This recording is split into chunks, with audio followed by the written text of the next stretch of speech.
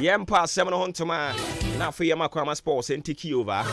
Yankopon Yadoma, Wachina, and then Adichi near Yabo Train, near Boy Room, near Dimun Como.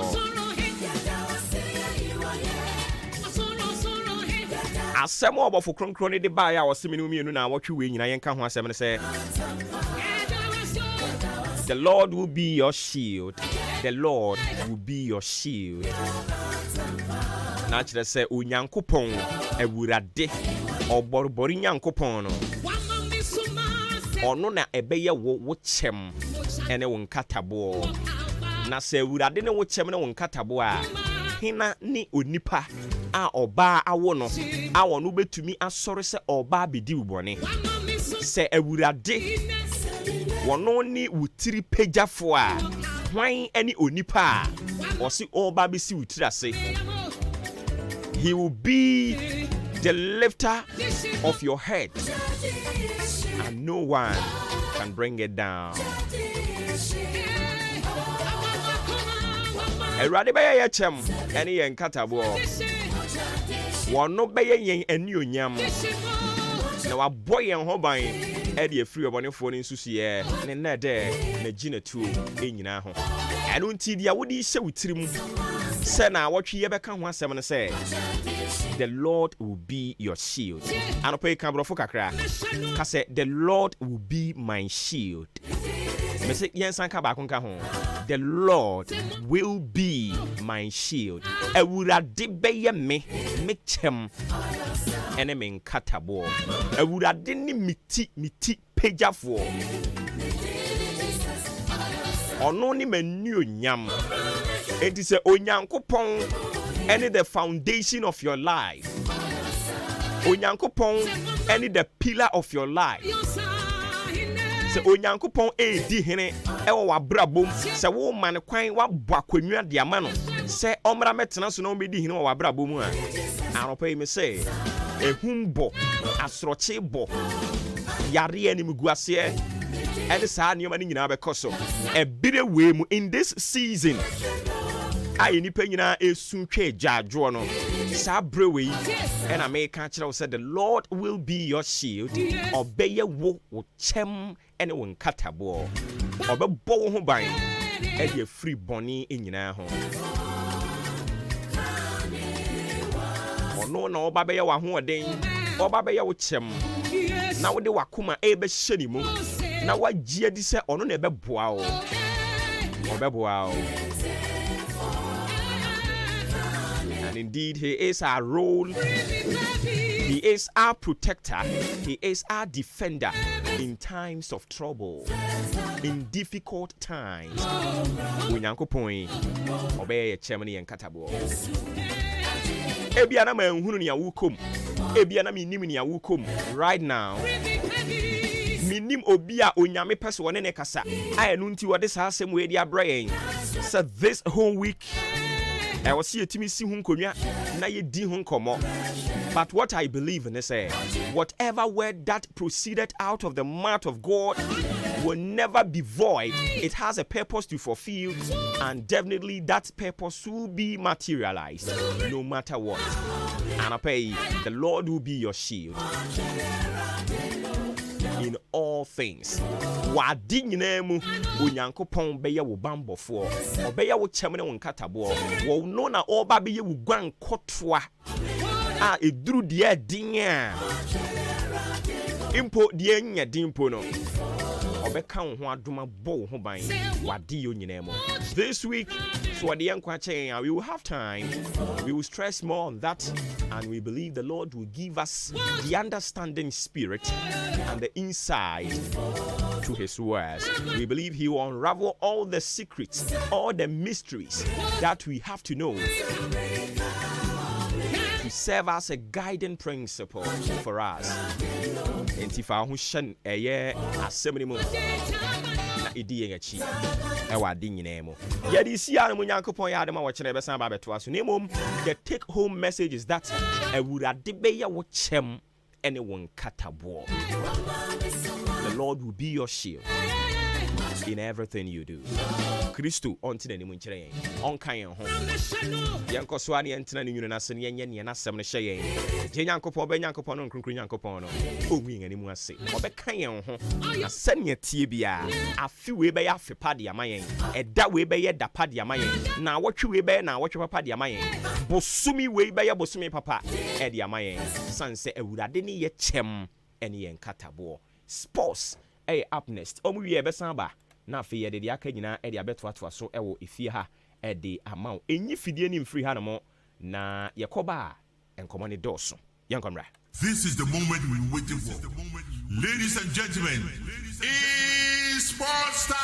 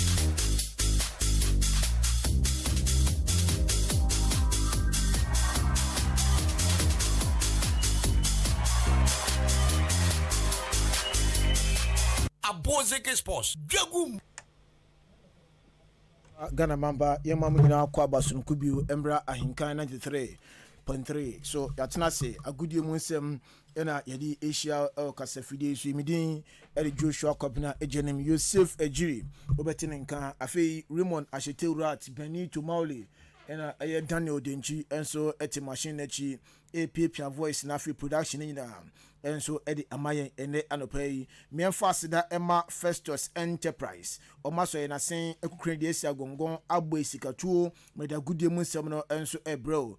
Now, the channel say Open A TV, and I say Open A decoders and so a Sufia, a Festus Akachipe and a Oko. Now, decoders no type BRB, any brand BRB, EBL Home, say Open A Multi TV, DSTV, Star Times, Canal Plus, and I say HD Plus Combo Nibi, and I open say Uto Eyusu dia ni Festus na Emma obi ato ane bono enso ewo from pa afi udo ni chema yesanso ewo there's a TV 1 month decoder stands ni no ebi enso available ewo Festus Enterprise ye the TV aba brand bia bi ebi ho Hisense Asano LG Samsung ni no obi bi ato ewo Festus Enterprise AC enso ebi ho ebi ankronkro person di AC about them asori bi na ene wate anase hospital school ene ne wabie na person fix AC woman unse AC to a ye the horsepower and eto enu ntino udo ni chimu ya kachi a brand bia bi na fi horsepower bia bi obunya bi enso ato na bibia kokama edi amount satellite na fi AC no one fan bedan yen uobu deda udi kodon bi ama nei or fix no fort aba ho and also fix the ma 3 days asay yesi for fort bra maybe say fort na edi amawa.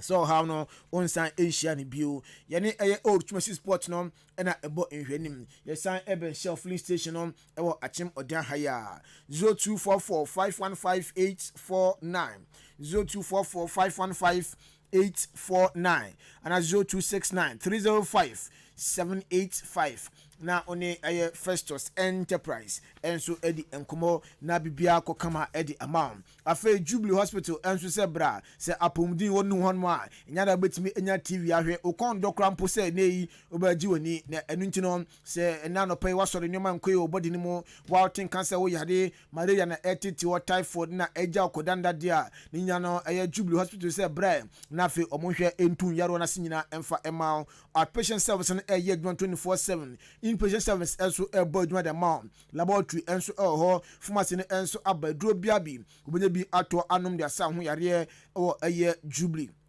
Hospital. Antenatal care no enso we no ye fan ANC abadama apemfo na nei omo ewo eye problems enso ewo nyinsan ehorombre na fe ye hwe enso ano one time emfa emma postnatal care so abawofo na mawo awie no monkwara no omunyimu no enkoye mode masembe dan be ma nkyekere ama ba no so enyi agina brane ahodin mu na bibia so akokama ede amao theater ewo afi maternity ye bi ewo Jubilee Hospital ultrasound any afi electrocardiogram machine enso aba we ni scan biabi ye twa bi enso ede amao yare bi acho bibi eche watwen so asembi etetu hu bi amfanfa uhu nya wonama utu da fa ho dia ye se bra ye cancel to wonama do asembe down man mo mahwe a cancel kama na afi bibia enso akodin ede amao wani ina ohwa dia uhu yo eye clinic ewo mfide ahyemu ma woni ede nya ne behwe asa etu ase one time enso edi amount afi dental clinic ne enso aba osen ene nei opese utu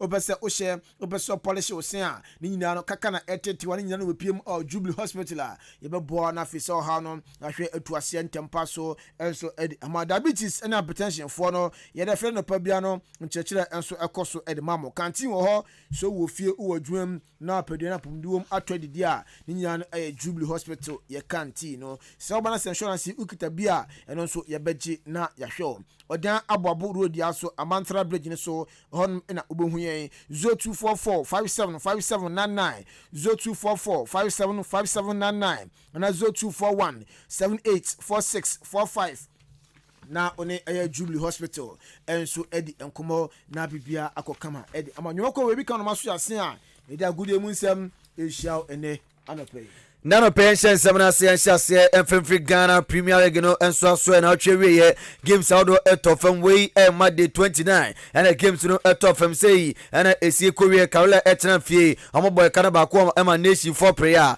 omo antumi antie kana na Endra Kumasi Asantoro ko etna fie tumire omo Chilegon City se bon kana mienu a omo tumi antimo adabraka odani Erambia ni Go Stars etna fie omo she kana ba ko be United omo so she kana ba ko bofa kwata no etna fie sheba Dreams FC enso sheba Great Olympics etna fie ama media ma chombo ne kana ba ko a omo antumi ante Heart of Lions etna fie sheba enso Treman enso antumi ante kano out you etna fie ebo kana ba ko ema Samates enso antumi ante ne nyankopon ya doma games akache no say ne besi atofom Akalions etrenfi on the Diana Stars about 3 p.m. no game no etofom Yankopon aduma detna Brekum Chelsea etrenfi and Heart to Folk edi abonia sa game no impedifo say 2 asan de sheda biem sa pepe any formo eba na table no Samates egusu edikan 52 point Nations etosumi no 45 point Mediama omo etosumi ensa 43 point 9 no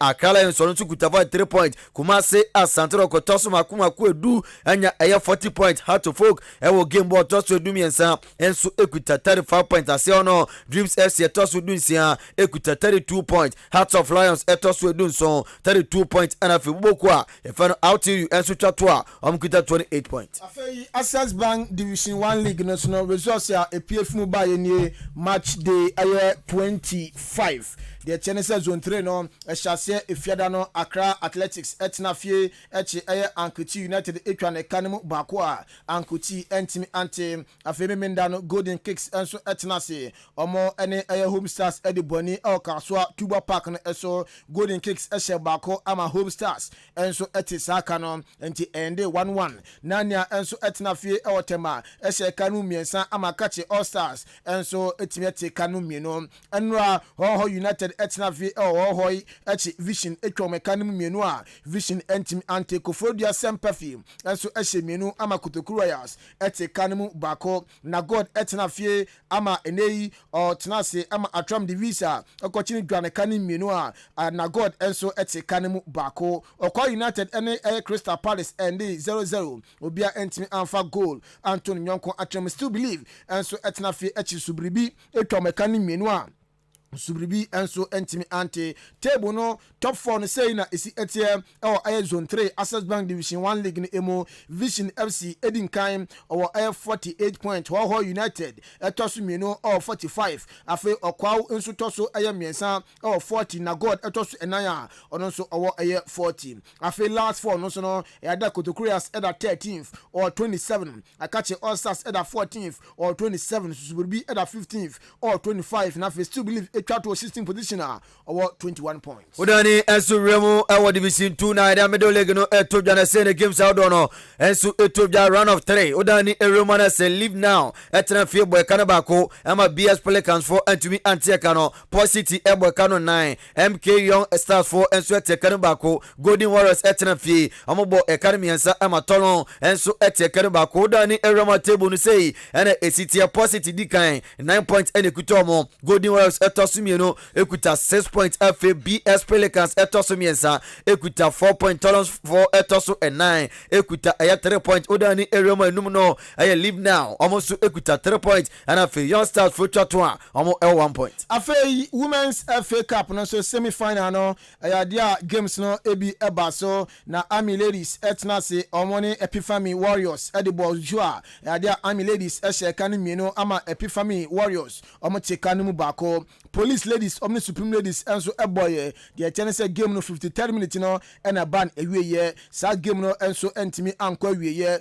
Police Ladies sa time no na omulidi 3 goals Supreme Ladies omantimi anti Udani Eremu former goalkeeper Adamara Blasters of Ghana den komaka enso deja Richard Kingston den komaka de cham kofo be na fun olele oda oka oni ara sa opai obomodin ye papa Adamara Blasters of Ghana na no ara sa den komaka twemu no oren sama kare so down Eremu amro no oye goalkeeper Adamara Blasters of Ghana no na se ogusua ocheche nkofo de oso no anyase bia e Blasters na odem keke e se no o experience ni ye pa yenti esbana abrante fano Richard Kingston no enso deja enaropai.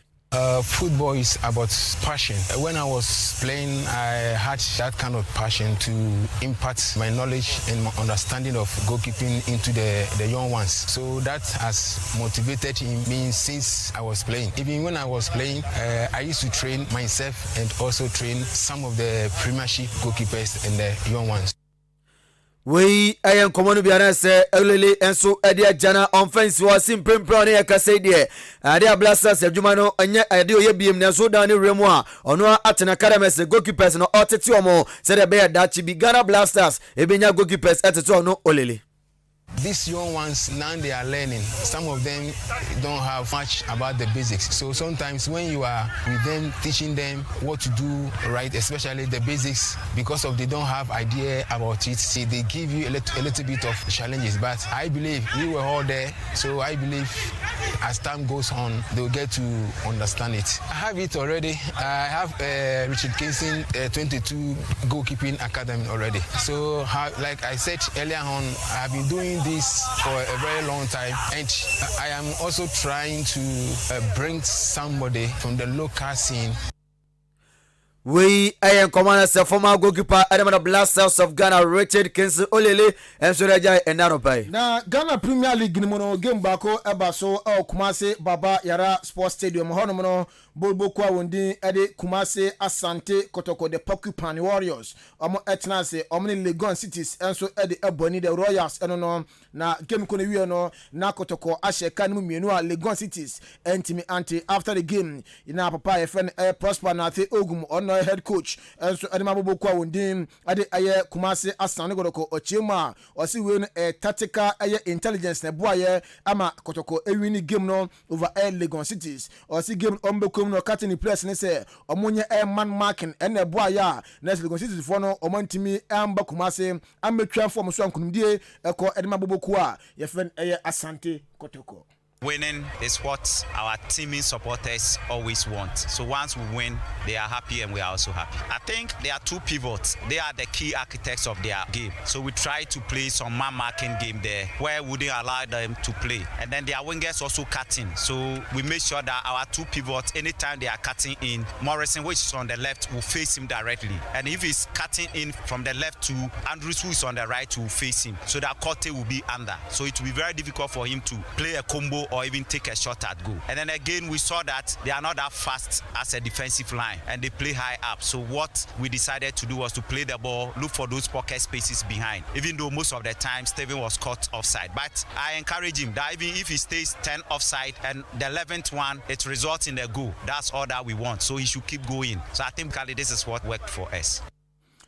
We prosper nate ogum trene ade mabobo kwa wondin ade asande recording komo na ode abano anfense one ma okoso HM said nowadays kotoko bobo no ade a omo consider pan go si de jigo matene mo nanso omo smre wo ho na afa makorati sanema no na afa go sa kotoko ejigu na trene mo no sa de no enso atwa osi ogidie se ade o ma chance beboa makotoko defense no emu aidin matimbo no be hia bia no ontimi enfa goal ento kotoko atene.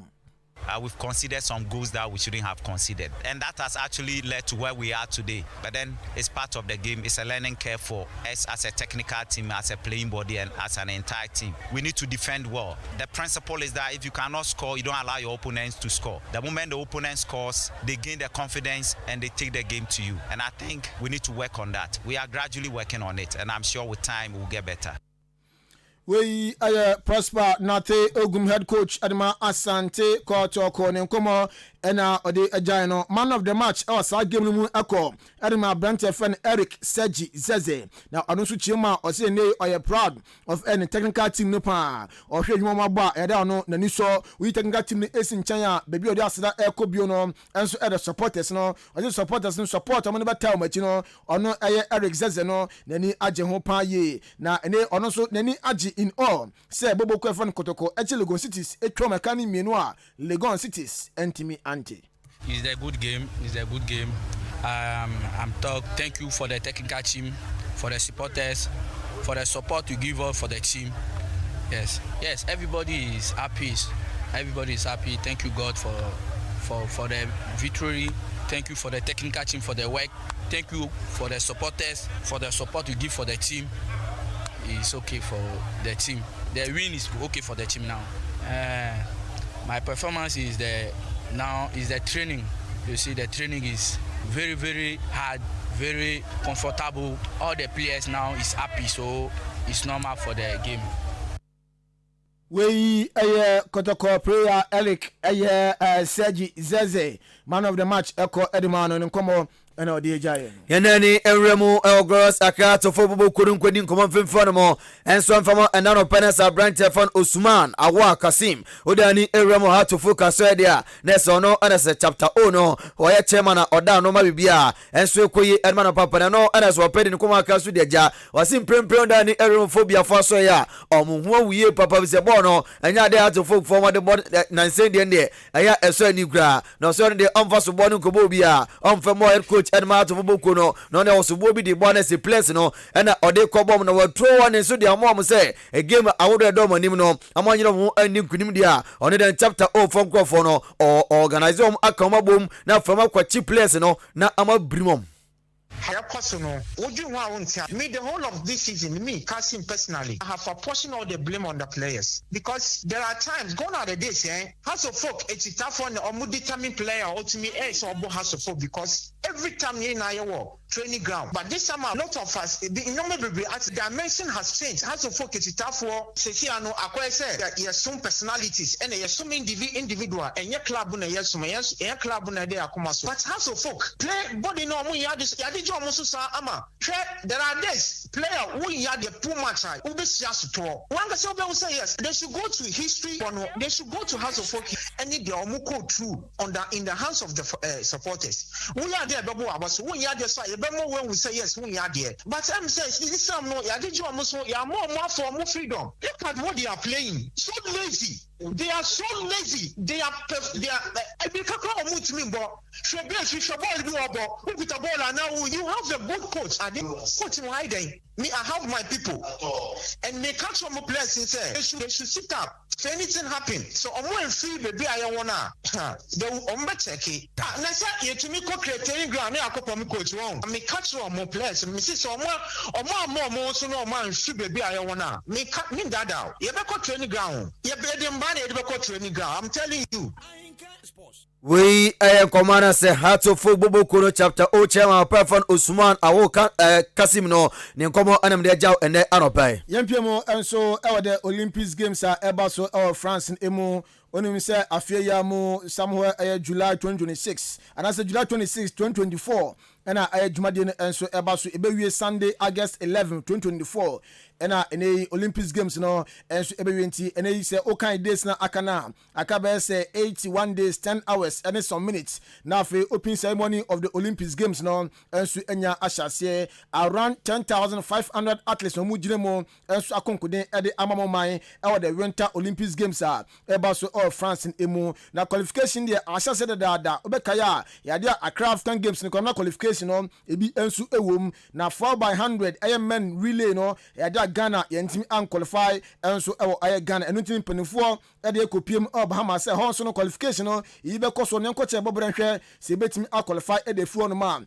yes enra ensu Bahamas ewo Thomas A Robinson National Stadium na sao no he too na Ghana na yegina ya dia mrantie enenom koginem Mrikano enso Edema Ghana Abrante Fen Ibrahim Fuseni afi Isaac Bosio ena Benjamin Azamati ena Abrante Nidin Ede Joseph Paul Yamwa wemu mrantom ko Ghana nemo enso akonkodin Edema Ghana yewie no na Ghana yedin kunim enso awa hitu no emu Ghana ye 38.29 seconds Nigeria etosu mieno enso 38.57 seconds afro nchema other hit no South Africa edin kunim hodman ono so onya 38.08 seconds and Liberia enso enya 38.65 seconds mnoka said the Ghana South Africa Liberia and Nigeria yenya qualifier Summer Olympics Ghana say Winter Olympics games are Airbus no ya that 33rd edition of Ghana and other three nations enso qualifier ye kopium ohonumbi after so mutu we ya Ghana edin kunim no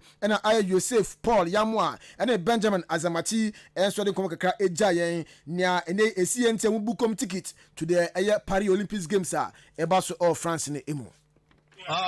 Yesterday in the heat, we knew we had something special coming here. It happens in relays, you know. It feels amazing.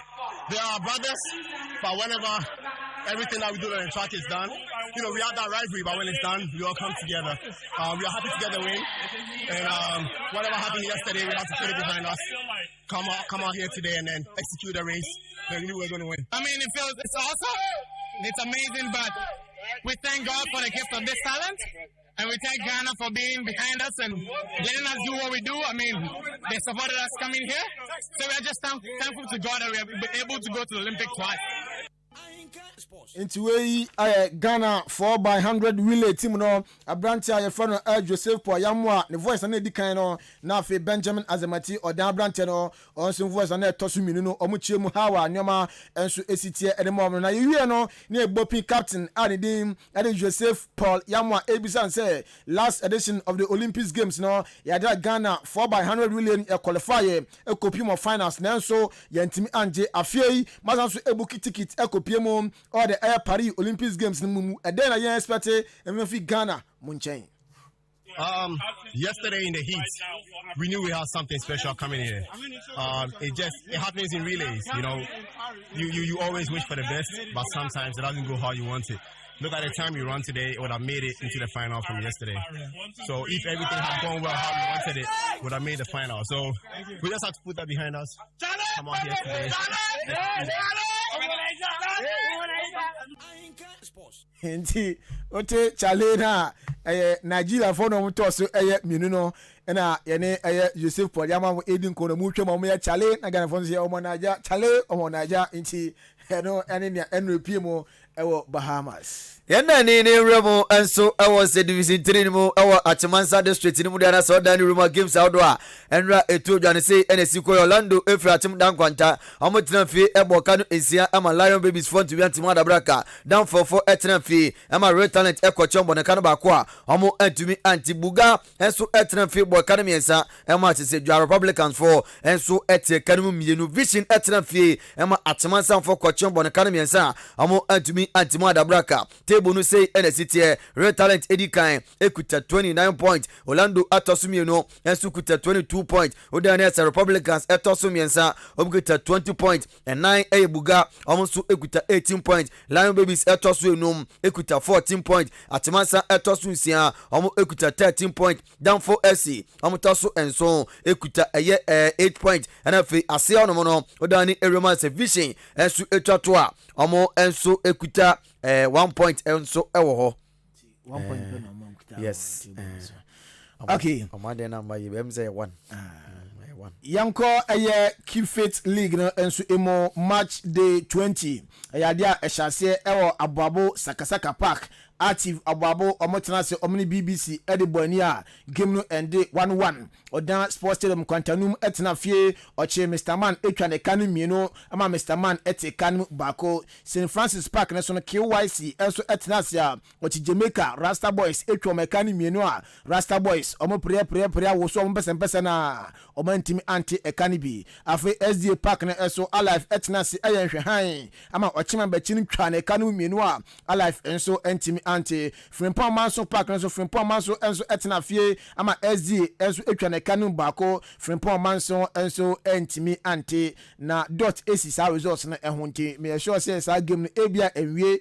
anase results no bibufuo enso ewachire bio Zongo Astrotef no enso no yadia Islamic enso etnase a odan Keep Fit ekochomo etwom ekanum enan ama Islamic fo no nka bon so de nkomni mbo pa nanso omote kanum bako afi kopiem Old Town Public Park so da ehye ekanum enum ama aye koko timi am say enrade omo etumre papa South Town enso entim anti community 6 enso etnase oni boboku a yefen Ali edi eboni sa game no enso ende 1-1 na table no after match day 20 no say na etie odan Keep Fit na every edin kan 45 points will die tosu mieno 44 ochima tosu miensa 44 Jamaica etosu 40 afi SDA enso etosu enum ewo aye 30 points from Manso tosu insia 28 in Kwantanum tosu enso 27 Ali etosu aye nwotwe 8th omo ewo aye 26 Islamic eda 9th ewo aye 24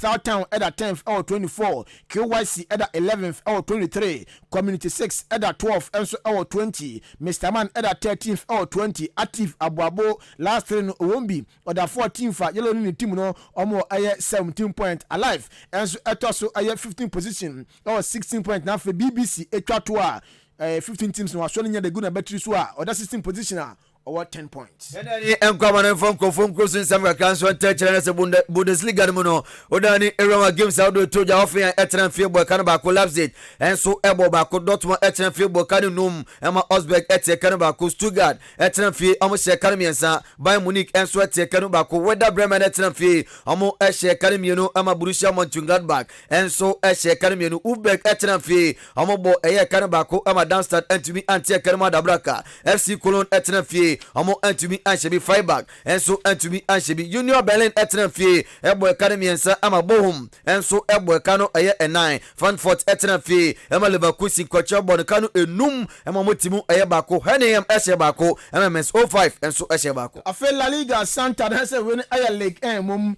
match de aya 32 no ye jense Tulu etnase ama Montpellier twa na kani mienu Tulu entimi ante Lens 2 afi bobo kwefen Lorraine entimi anti kanibi Le Havre miensama Strasbourg eti kanimba ku Monaco 4 Clermont 41 Metz etnase amene Rennes etini twa ne kanu miensa Metz eti kanimu mienu Brest ene aya 90s game no obi entimi anfa goal Anthony Nyankwantrim enanwumre Lille Metropole etnase oni Lyon ebo PSG din kan 70 point Monaco tosu mienu 61 Brest etosu miensa 57 Lille etosu 955 Metz etosu aya 16 position or aya 29 Lorraine at 17th or 26 Clermont 4th and Equator or 25 5 major leagues no dani Erema Munade who the obejene de Equator who the ogeno pure dani Erema Luton Tabo Kanabako Everton and Sebo Kanabako Arsenal Trenfield boy Kanu Num Emma Benmouth entumi anti Kanama da Braka Brentford and Shebi Fulham so entumi and Shebi Burnley Trenfield Emma Newcastle Kwachobo ne Kanu 9 omo timu ba ko Sheffield United Trenfield Emma Nottingham Forest Kwachobo ne Kanu miensa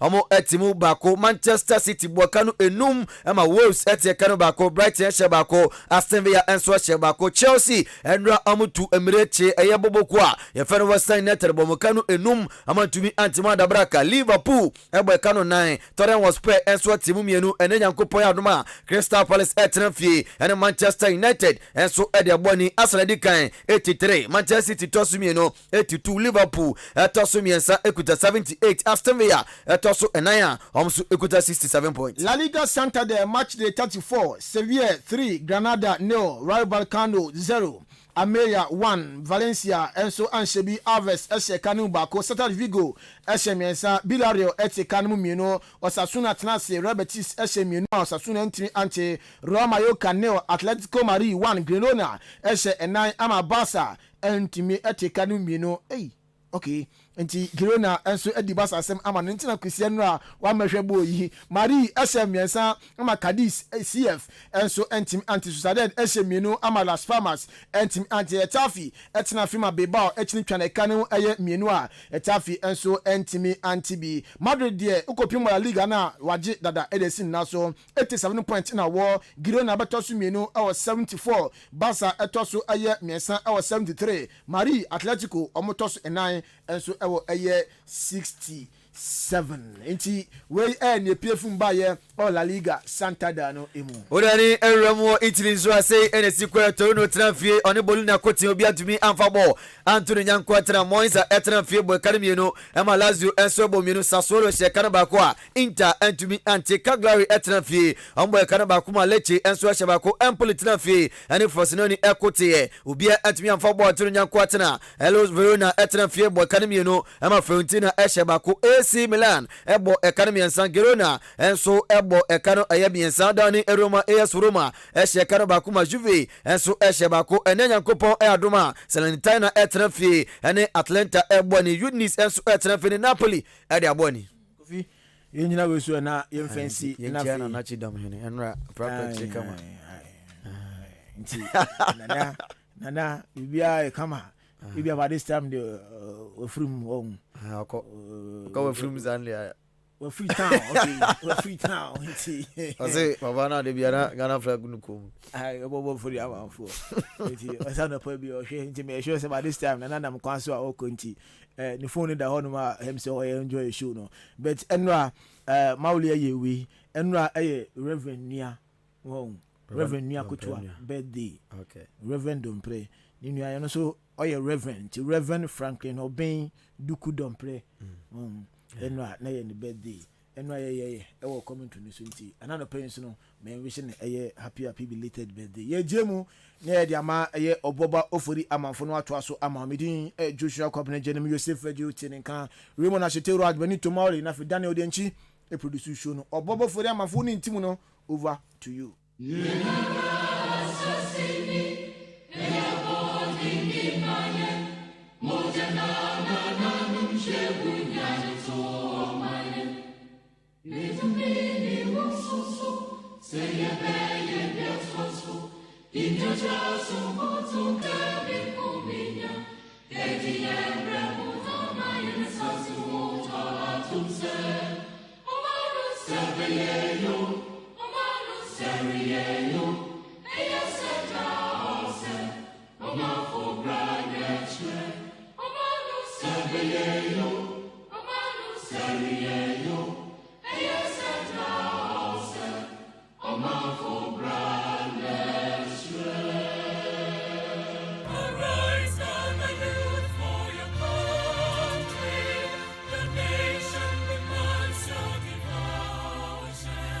Let us all unite.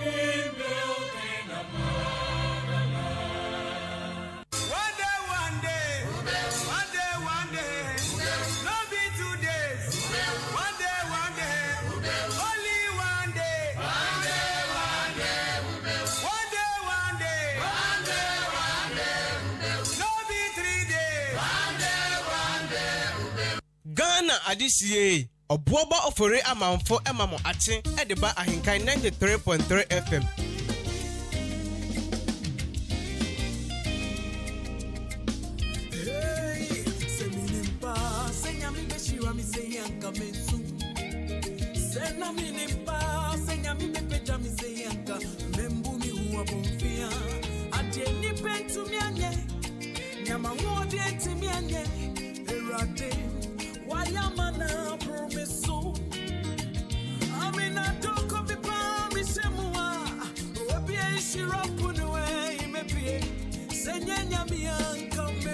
Everybody, let's go.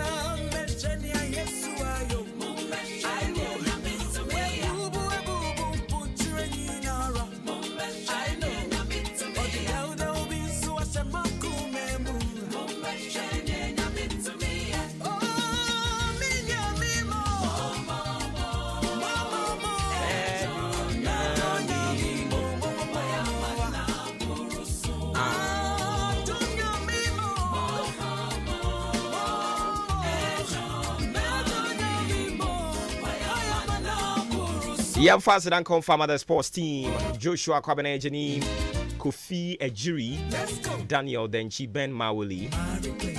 Yedong say, bringing us up to speed, Tibet around the world of sports. Yeah, it was some 36 minutes after 7 a.m. matching. I don't need to make anything of Fremi or Boba or 40 Amanfo. The kind of record 37. So some 37 minutes after 7 a.m. matching. I don't need to make anything. Definitely we will switch to the brighter side of life and wish those celebrating their birthday today very well. Nafi atwaso edi amount. Chaba. Enti ya shasye we tomu omo celebrate omo dienra. Nafi edi ababi sim. Ya me adwuma kra omo de esende. Hey, mo ya de. Okay, so let me start with this one. Yesterday was your birthday, Ankama Bismarck. A glorious belated birthday going out to you. Mubarak Yakubu or Angel FM. Bro, I know pay name our happy belated birthday. And to you, Veronica. So Veronica said you are happy belated birthday going out to you. Now see I was saying, hey, a Fia Dansoa was your birthday. Hey, Obuoba ofore amanfo emamo ache edeba Ahenkan 93.3 FM. So Anna Francis Apia. It was your birthday yesterday. Chaje. Na Chaje man te wonka biemu. Chaje was in Senku. Yesterday was your birthday. Chaje. Janet Ejiwa. Sylvester, really do. Abena Kweyi. And Benindimpa. Priscilla. Dada. Mami Nyako. Nyako Abrono man. Afi Yankasa, my colleague Rashid Bawa Shaibu. It was your birthday. John Ousu Amankra Asari Eric. Na sisi ya osofu ba wo shehe. Hey. One Bismarck Asari and Asari Eric. David Wilson. Kwesi Eji.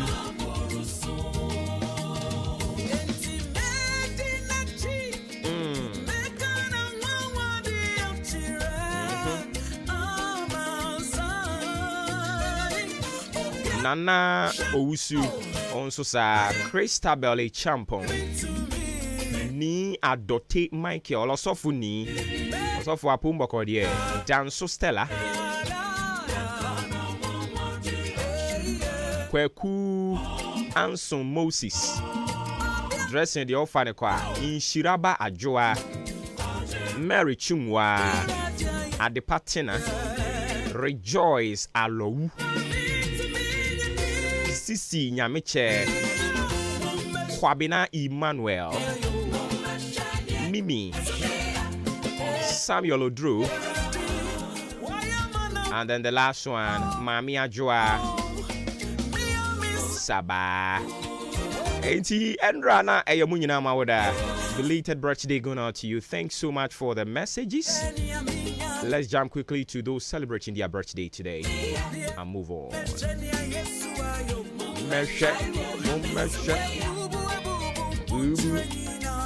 So let me start with this one. Asamoah Ophelia. Happy birthday going out to you. Birthday number 32. And to you, Azamati Dela Yao Selas. Azamati Dela Yao Selas. Na oba sorry na chew. Eti Azamati anope. Happy birthday. And confirm Azamati kwa sorry war family worship center. You see any baby on enam. Waboko. Joshua Kojo Mensa of EIB, GH1 to be precise, and Star FM. Joshua Kojo Mensah, it's your birthday today. Happy birthday going out to you.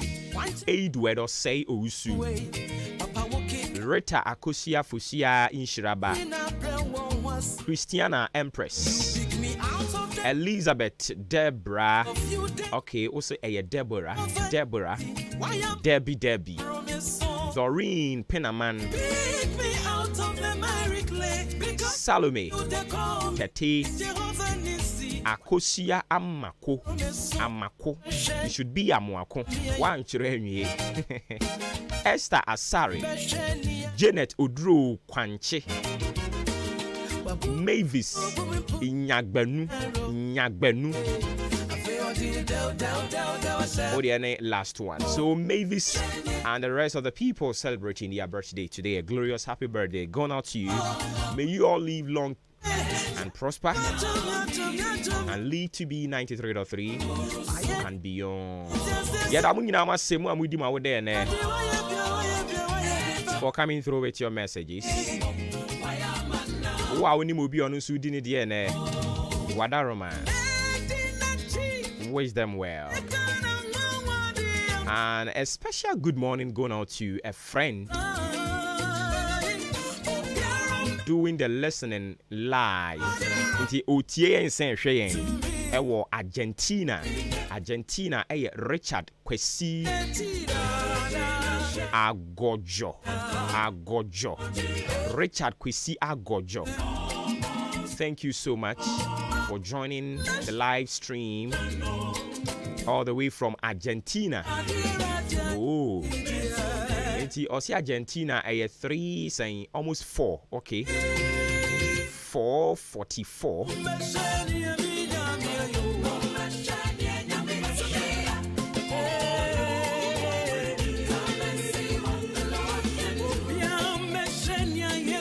It's Argentina for you know Argentine. I say lead you. Oh, I see. Ghana adisiye oboba ofore amanfo emamo ate ediba ahenkan 93.3 FM. With that inti.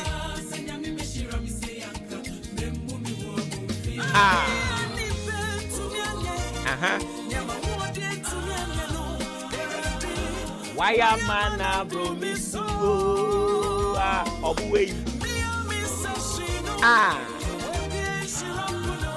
Ewurade Kameru Momeshe.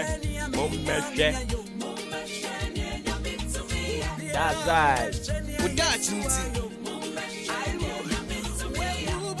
Everyone else here with that chinti obra kwenti afutu na de hia wo mu adaroma ye de to adwumadi ni so de ama osi ma dua nan num e na abo apa no pa no nso ho enti ye to aso with that chinti said you onim no e ya futu nsem ene adesua nsem anopa ebro focus mu you say every step you take toward your goal is progress, no matter how small. Don't stop.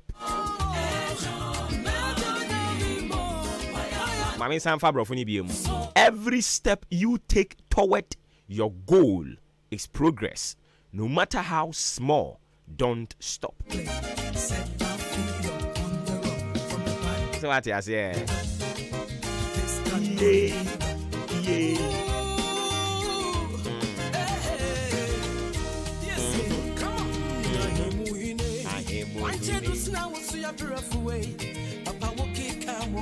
Enti ya den commodity ba yan kase de mu an ye pese ye kire ne sen ye se anamon biara a wutuo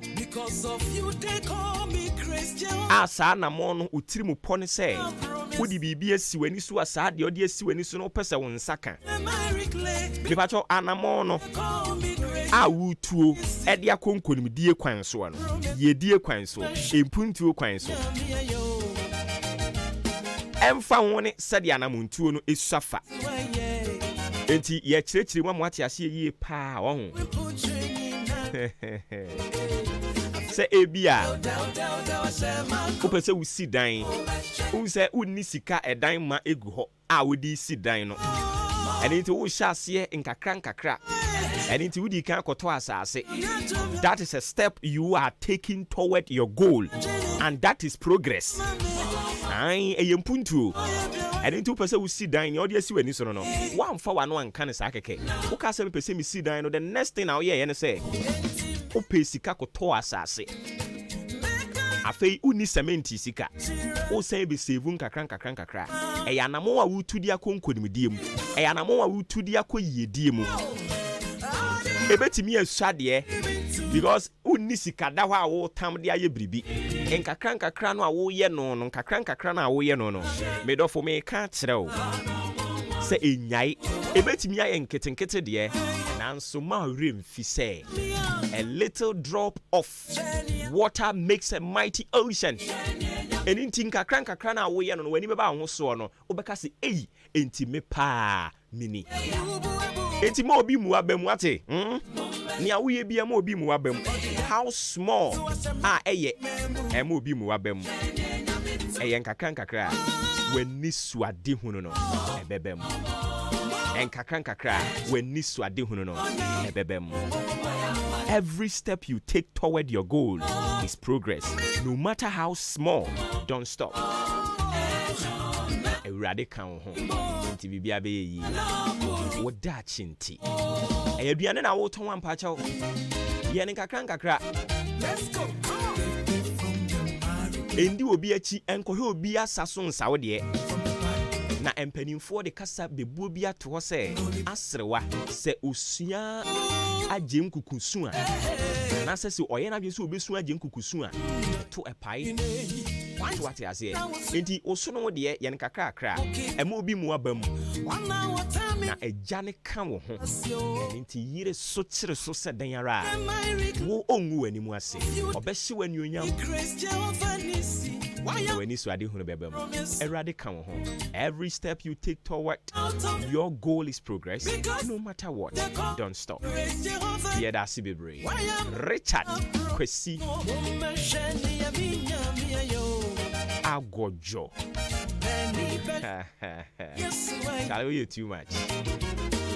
But utie kakra was so koda because I didn't change. Yeah, had the idea.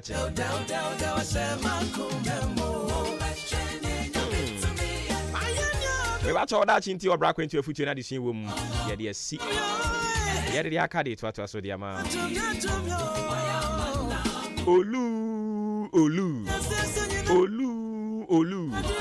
Na, if you have him Olu Kano, and on Kwana Kobe be our Kwana. And I want to yaka. Drive our fro Olu. Oh. You are part of the people. Our Munti. Oh my goodness. You may see Nyai. Olu Mokaho.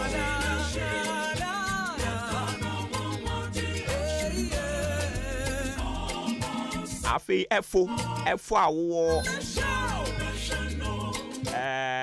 Akim State College Efo Arope won so me good morning. Did you say Bibi Aboko? Guys will be a die-hard fan, and as will be a loyal to you. Oh, Boba, Yami Adomiasia won't crow for community. Omoko to say ye can't want somebody, which me a tea genema quamma. A ready. Say, oh, be Uncle Ponde, who wants some paper to be a comma so. I didn't wear some on a ready.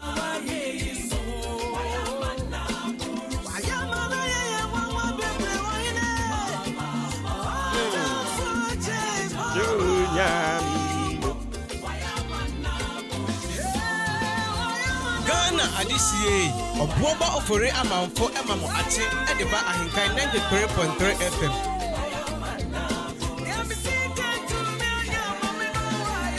Wayamana.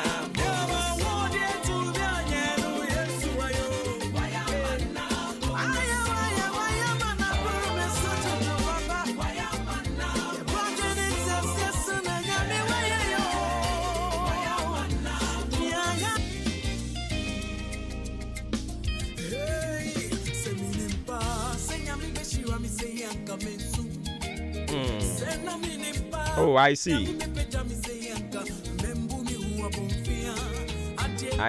Unyamin kan Olu we too much. I say Mami Afia Bruni. Oh, when it is abun so stress. I say go Olu on so stress. Olu.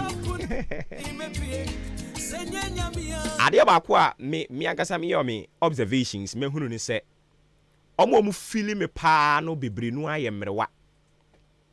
I'm telling you. Emrewa ne nkwakora ne feel me pop. It means me feel wo me for mu ni agro. And I no say me call me nana bi ono so your friend ofuri amanfo me call no ha che me nim say odaso wo hode ya, but I believe say otiase o call asene aboabo kwan ne so e ho no no your friend ofuri amanfo o ye rodi ankan abusuafo ne baako ofuri amanfo papa pani pa ene ode ne nsato ye nso bɔ mpae ma nti ye mrewa ne nkwakra mpae bɔ ne ya gibibre no a eno ane de ye kɔ ɛhɔ anso ni nhira no so it means me feeling mrewa ne nkwakra ne pa sa ma brewa baako ye friend maame Sarah kokɔ maame Sarah kokɔ me no ka sɛ maame Sarah nso tie me ɔne na busuafo a ɛwɔ fie hɔ nyinaa anɔpa yi me chiachia ɔmo ɛna maame pokuya where dodge na no me hu sɛ na namase hɔ nya sɛ wakɔgye aware na ba then na wo de ba ye where dodge ayo pa fo mbakɔ de twede mponya ko fa da roma ya bɔkɔ na so nyame adome nso me hu ya kwaku bibi abɔkɔ pa cho bɔkɔ mu weekend na enima mu tisɛn dada na enye dada no onyame nhyira dada nim o oze onyankopɔn nhyira ene ne hwɛ so ne dada nim nte special onyame nhyira ene ne hwɛ so ye ni dada wo mu ade akyenwa e bibi foforo ene rade aye because ade akyen na yi obi ntimi kra amane nsa so nti se nyankopɔn ma ade akyenwa enye bibi dada bibi foforo a waye a eye nwanwa ɛwɔ se de so aseda de ma no sɛ mutimi kokɔ nsɔre de mu amokɔ fia da na memene da nasefo ana obi antumi ankɔ ba bia wantumi ankɔ aso oh David Rwanda oh okay momi ankomra nsida ankɔ ba bia momi ankomra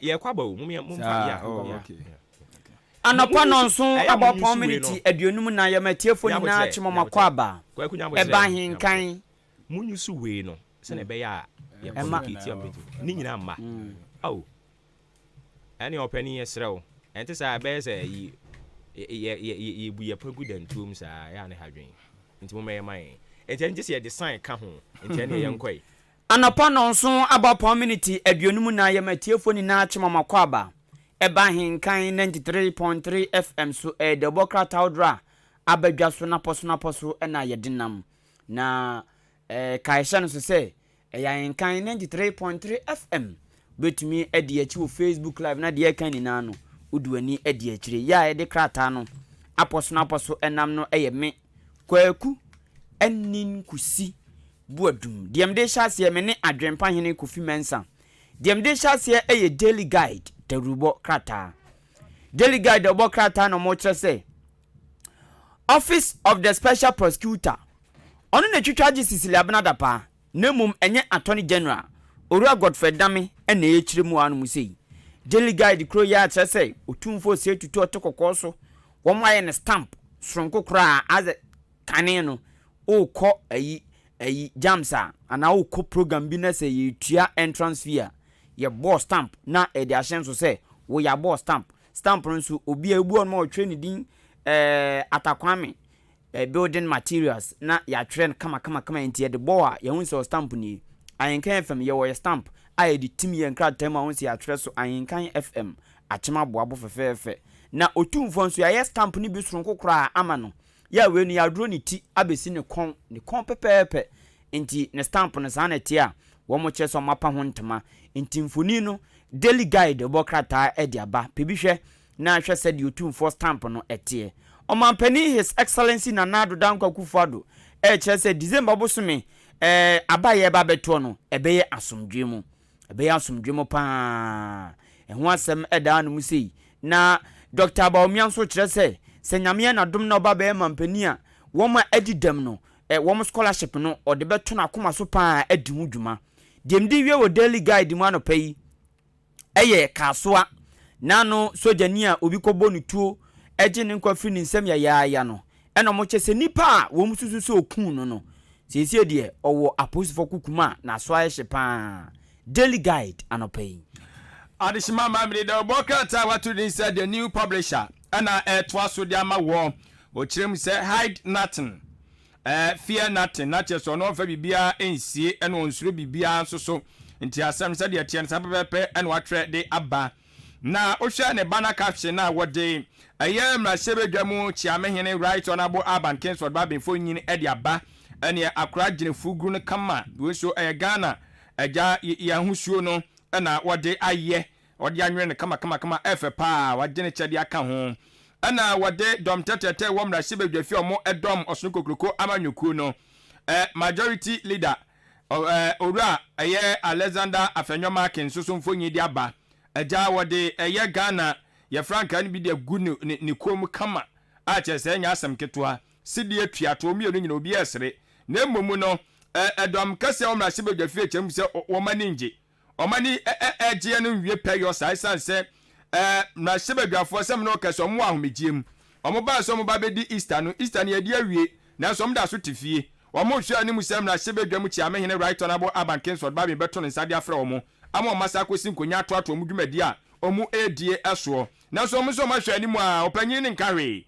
enti ayo omu nwanwa ebre nso ekwa enya asem ketwa tuedo omu sere se speaker of parliament won hwe na won santo ne sanfrem na sebedwafo no mu kwa setena kwa nwunwiro man ne nkanko ho to omu wie kwa no mu kiremu se di omu gina so di ato eye opanyin enkra no eye Ghana mamra no so no mu gina o hwe article 112/8 na /3 mum na omu chese di enti a omu enya vim amode efre eye mra sebedwamu chiame ne se wono so momoden mamra sebedwafo nko asetena no omo chese won senka enya ya ka gu ho enti emu nsem no na oyiye ye no ana ode oso kokroko amanyoko New Patriotic Party omo franka tuni opanyini kro ya ne pempe oye Ghana man panyini abedichiri eno eye Dr. Alhaji Muhammadu Baumia aja wagine suit no kama agene tie red no kama ana aja ina no eye white ana wode atu dwa kire mu se Dr. Baumia ahyebo na bɔ wa hyɛ nyina ne sɛ Ghana fo adi ne tum no moma ne tumi a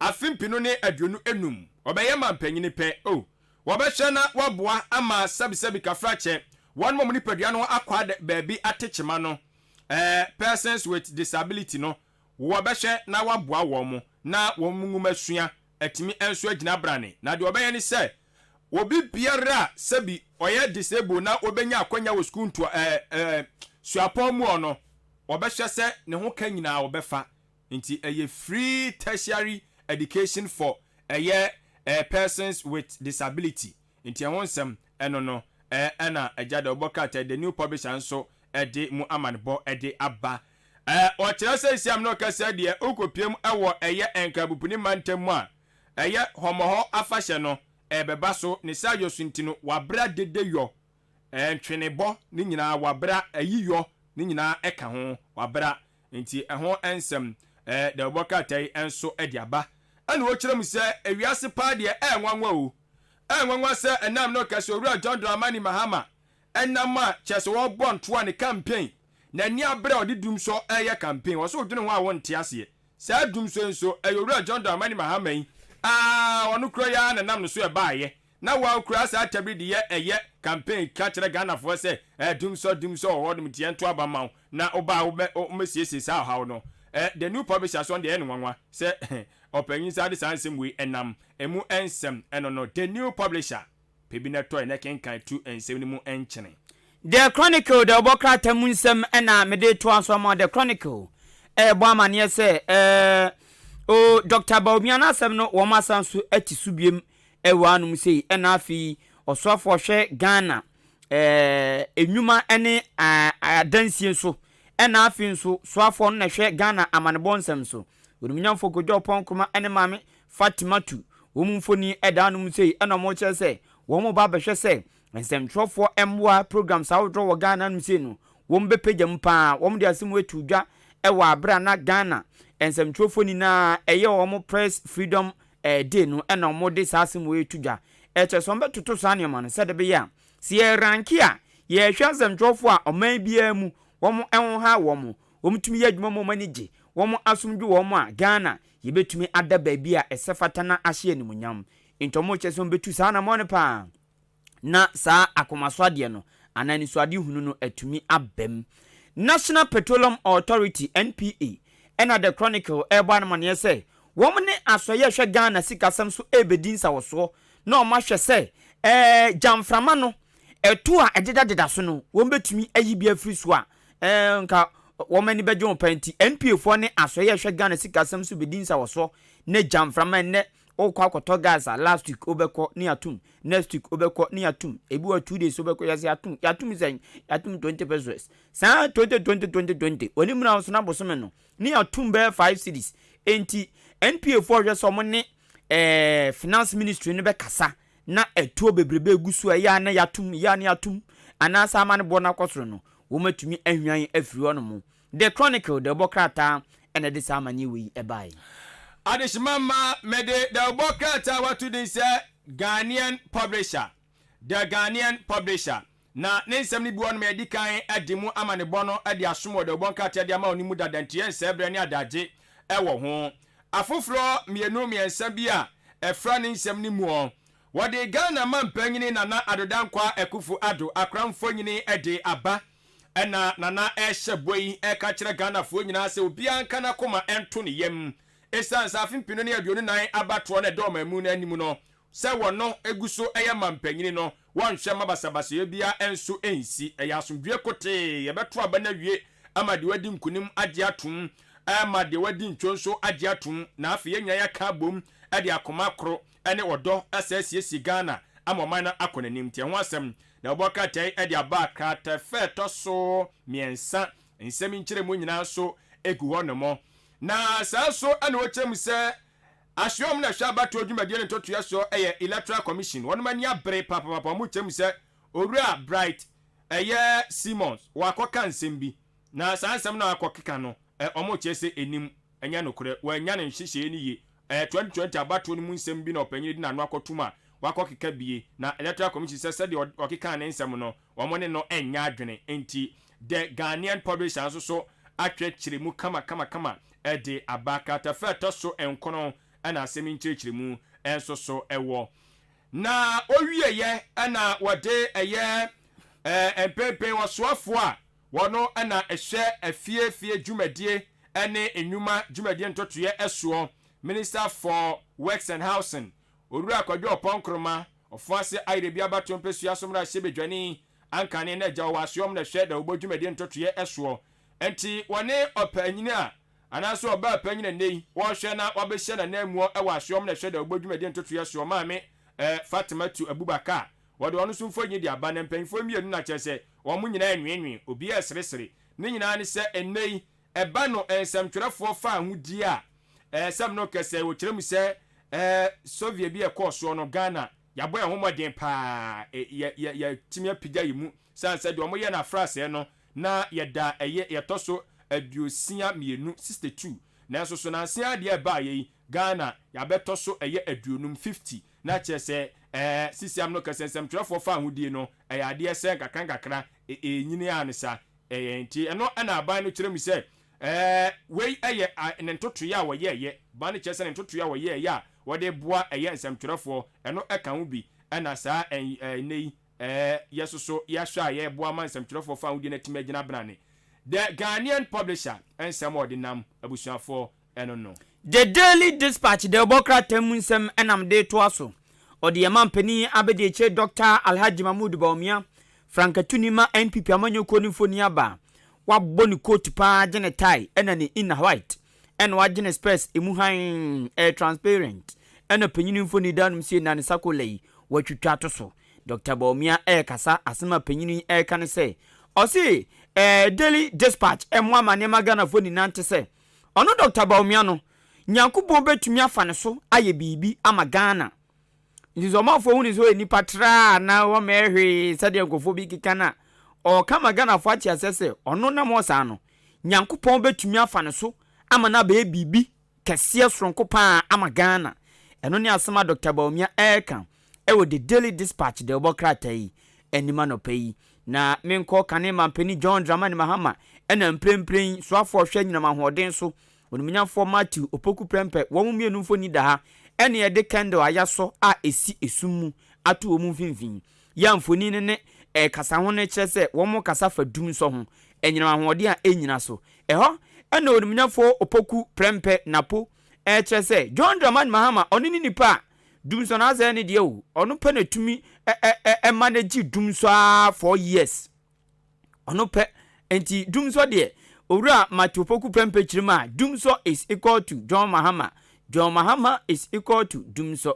Ana John Mahama plus Dum is equal to Dumso.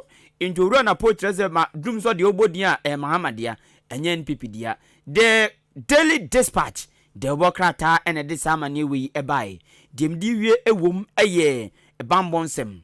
Wode posifoni na sanyini odumnyamfo Dr.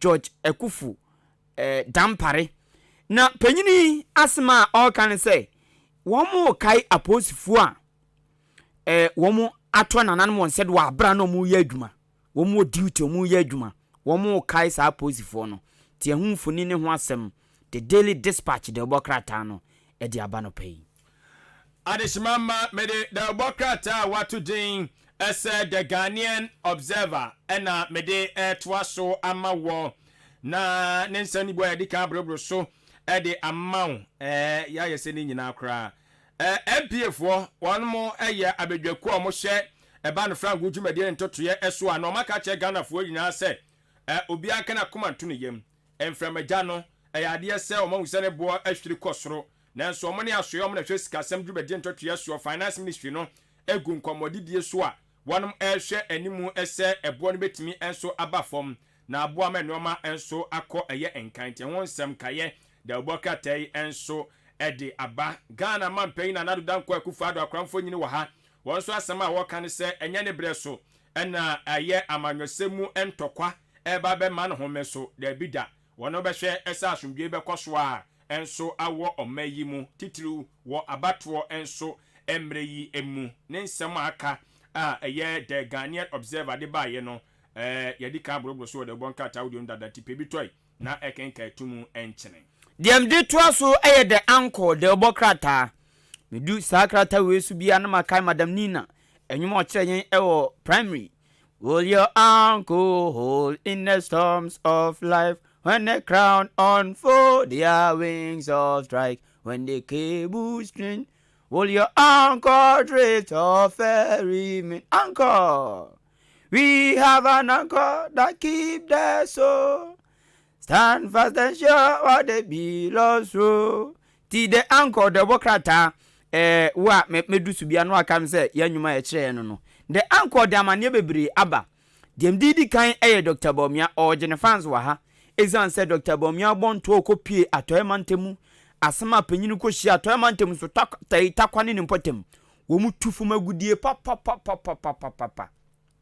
Ghana ye mantem no. Obia ne de oyade wo ho. Obankran a wanya hwekura obenya po. Oko Kumasi a wanya Kumasi kura ne namvan kai wo. Adwen Kumasi den kwaye on.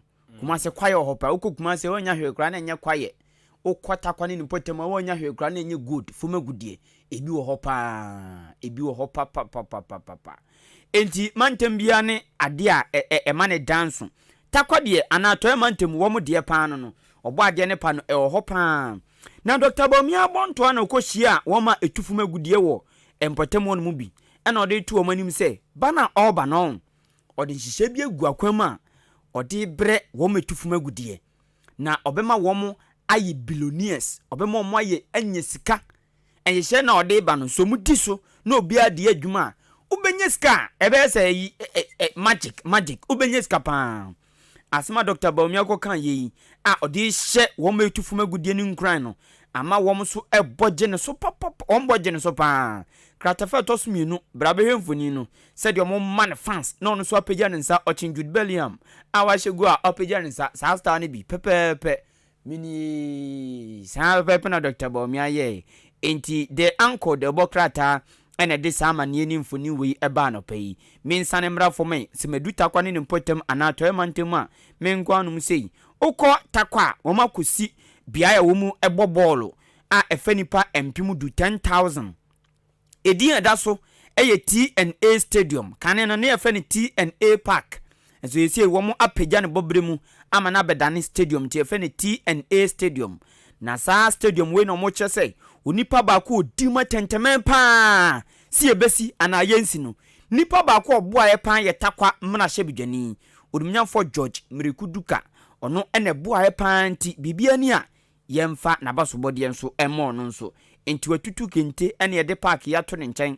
park ne nso de efe pa enti de uncle de bokrata amane ode ba ye eno no na mento asoi yesi NDC mra hye bidwani bi akọ support dialysis project ewo Bolgatanga enti honfoni ene donation ana oyesika ode ma no omatwa honfoni ato de uncle de bokrata yi anim dem di wie eye kasoa ene ne mpotem be na wotwetwa mu ene yete se langazi bi akọbọ sojani bi tuo ewo ne kem akunu efa na sase half plot ho na no nam so ama sase ni wura ankasa be kasa se hwe etu na won betukun sojani no me na nkomo pe makumi o I was the target oso no na nkomo pe na kunu ene koto fom ya won ne koto sojani ni tuo kunu no enti asase wura na enam so ama yaku sojani no asase wura na ekasa o chesen ono ena nka nkofo no pe na mia na nkasa atoafoma wom de akoku sojani no the uncle de bokrata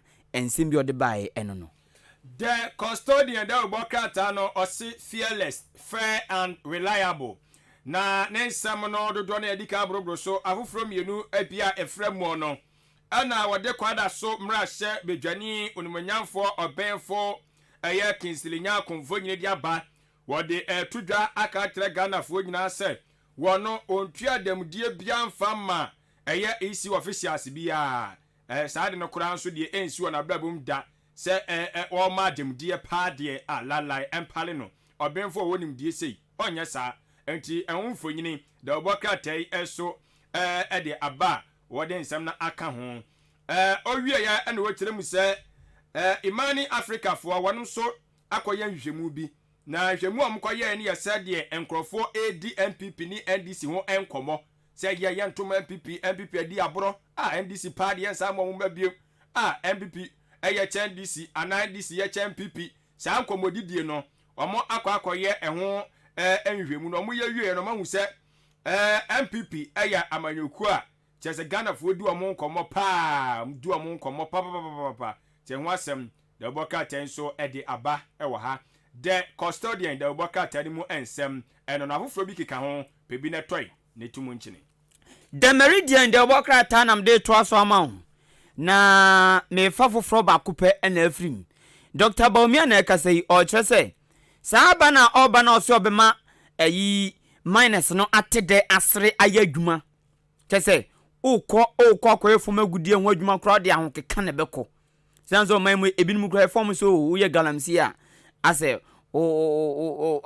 wachi ho abrabo ma ho hwee ana pesika ntam ana saa intention no wɔnom dr baumia sɛ ɔba no kyɛ sɛ ɔbɛma okɔ adwuma koraa hwɛ atade abɛhyɛ no wobɛtwerɛ abɔɔbɔ so I am a minor now they cause wobɛ feel proud sɛ wotu fam agudie dr baumia sɛ ɔba a ɔbɛma agudie no mbɛtu ofam no wɔn de tumi krataa ɛna bɛyɛ sɛ adwuma no unkuta lines a ɔma wonyɛ sɛ adwuma no enti ɛbɛma yɛ nsuo no yɛabɔ ho ban ɛna afi nipa no bɛfa mmara kwan so na wayɛ adwuma ɛsan sɛ obiara no ɔnoma ɔba kɔgye lines a ɔde bɛtwi ka a ɔde nam kwan so ɔsɛ bi obɛdi nsɛm hu wɔn mɛdi nsɛm hu no bebree na ɛnkuta lines kyerɛ sɛ ɔnqualify sɛ obɛtwi ka nti dr baumia sɛ ɔbɛma wɔn de lines na ayɛ adwuma na lines ne ma no mu ɛna dr baumia kyerɛ mu sɛ ansa na ɔbɛma minor bi lines no ɔnye ayemfo no ka ho bi ɔne ayemfo no nyinaa na bɛtena se sɛ ɛbɛtumi ama obi lines ane ama obi lines a ayemfo no bɛdi mu atɛntɛmɛ paa nti watwe ayemfo no awuram sɛ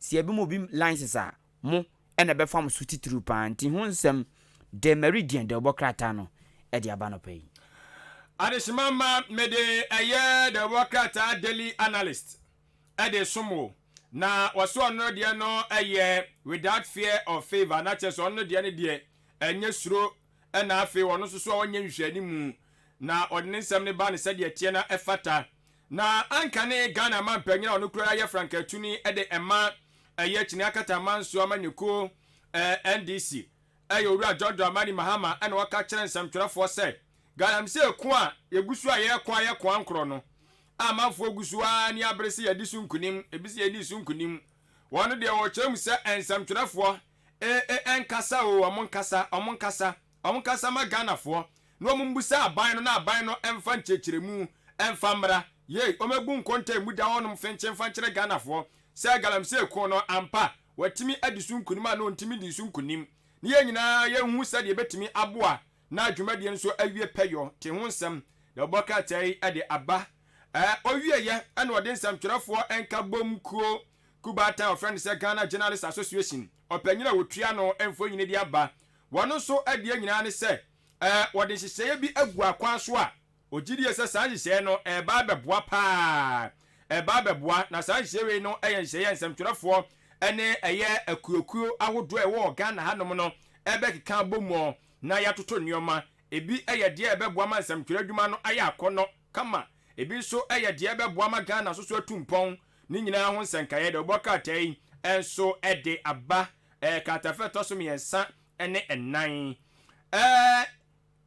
EPA ɛno ɛyɛ Environmental Protection Agency wɔn nso na ɛka kyerɛ nsɛmtwerɛfoɔ sɛ wɔn mo paa sɛdeɛ bi ebɛtumi abɔ ataeɛ ho ban yɛ environment no ɛwɔ sɛ yɛtumi bɔ ho ban na yɛbɛtumi abɔ ho ban agyi sɛ nsɛmtwerɛfoɔ de ɔma no tumbi na efia do koro yɛ no yɛ nyinaa yɛka ne yɛsiesie galamsey a ɛkɔ soɔ yɛde sɛ yɛn saase ne nyinaa no ɔmo ba mu bi na yɛtumi atu aseɛ wɔn a ɔmo sɔrɔ ɔmo di dede tuatua yɛasoma nkurɔfoɔ ntumi nya adwumufan ɛnwene yie ɔmo nyinaa yɛahwɛ ne yɛtu ɛmo yɛ nya nyarewa ne nyinaa wɔ sɛ yɛhwɛ ne yɛtu aseɛ nti ɛyɛ Environmental Protection Agency foɔ ade sɛ deɛ ɔmo de to nsɛmtwerɛfoɔ anim ɛnso so no ɛno mu nsɛm ɛna mede asom wɔ no daily analyst maame na wase nkrataa ne dɔɔso asɛm wɔn fɔma ɔmo yi ne fi so anaa no wɔte so adwempa ɔmo yi no na wɔka wɔnom a nana eyi wɔn I think sɛ nipa bɛ 28 bi na nana yi wɔn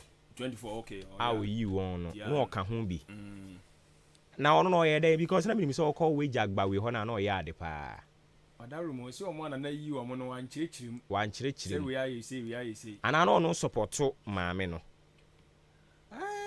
bia no support to my no kan won de we said who no said it bia na ja party for now so na ye oh nice man, energetic, like full of life ness man like then e kosi asemo obi crowd say ndra say and then introduce say ohun no do ono kra no why shock now see ohun no was ohun no e bawe ho ana some of platform ni bi so no mu this ankom and say hey you normal ja serious what dey na dey fa ho kra ni say ja na ma de be china say ntia ne dey e na no John Kuma wu ye me hu so no posti o ne John Kuma nyina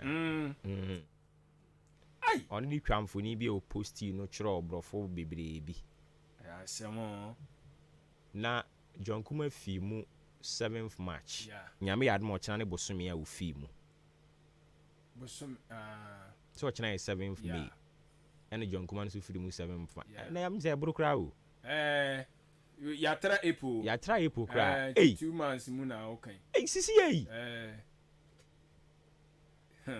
wow enti former municipal chief executive edema weja gbawe eye ora kwasi kumo brako watwa nananom ewo ensie do ya omo che say isinra na full of life young energetic gentleman all born braba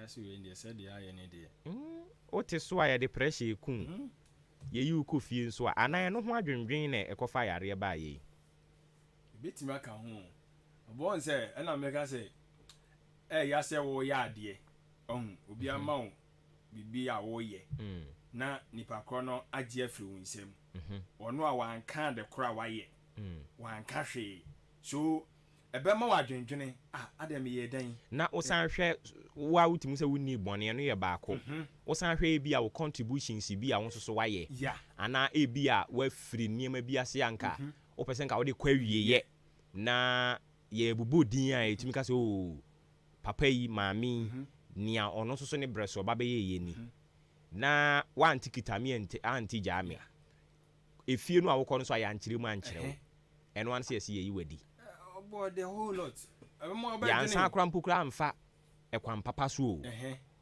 krata ye se di wadi no kra san de ma yi riders yi motor riders ya omo dispatch ene san de brew it's so serious obi kwa do no so ono te ne de ne wo social media nti o de even kra no let enu kra na wo kire ade amaye kra na and one say the president thank you for the baba your man no. Wishing you well in your and Neddy and no come me letter na de keke come letter na de keke be mo adwene serious be mo adwene wo be dwene ho awon ase but if say wo kire mu ade kura wa ya ayi papa we no okogba we ho a like oye active man o yeah me dey say adin dey me no omo nya adwene wo me say wo yi obi adi wo nka hwe nkire no na we se mayi wadi sesen ma ye den atru so dey ma mi yam fa ne say enkrofo bi na ebi a omo orchestrate yam yi na di ene wa film yi omo ti a omo ho be ye omo den se Ghana dey say o a papa ni nyina beda ne boni o ye nyina be keken yanim ne asu bia omo akwa na be edo be trendy na ya oya aduma omo di adanse en we yase no sa ankrofo no so ona nipa ne ti ase kura be kum because what I know ni say omo ho na dam ne wa ya na omo spill no na eduru ho no mo a omo life jacket a coat a omo de call mo ati nsura no ho no ankasa ne di animu no makwa che na the way a wage agbawe constituency ne tie anasa assembly ne tie no edi ono a oye active because omo ho no call baby to say tete gu ne sampotem ho no a ensuo fa nsase bebre wo ho Into we here will be a active wa. Obetimi anante awurawura mu akọ. Oh. Yeah. Say asa. Nkofo no nyomo mo boy say asa o. I think say omo ye yi wo mo we kan wo me no samiensa na afiri mu. Na afim. Ho adwendwen. Yes. Timpacho ye ji wo post free nsam aye nye wo nkwa mfiri wo nsam. Wo nkwa. Ye ni so ye nipa. Wo nkwa. O da bi. O ma kwan ya na ye beje wo nkwa. O ma kwan abata wo se o di hye wutirim se obi ani wono ma ofi esoro se he na wo firi ba ye o. Na eka wo ho se niame be ye ni. Apart from say bia wo betimi dia si we ni se mpese me ye teacher na mpampa wa ye teacher no. Political appointment no. It's just by the grace and maybe your influence bio. Nti say our friend I was here chechire mu omote ase. But the point is say nye dibia na waje no na ye ne yawo. But say explanation bia nka ho no. Dibia ne so ayaje no so ya ka ho. Because who say wo hwe some benefit bi e wo ho. Akwanya wutimi nya wurawura baabi. Na oda ho no mo for a moment and I want me say ye Ghana ha no.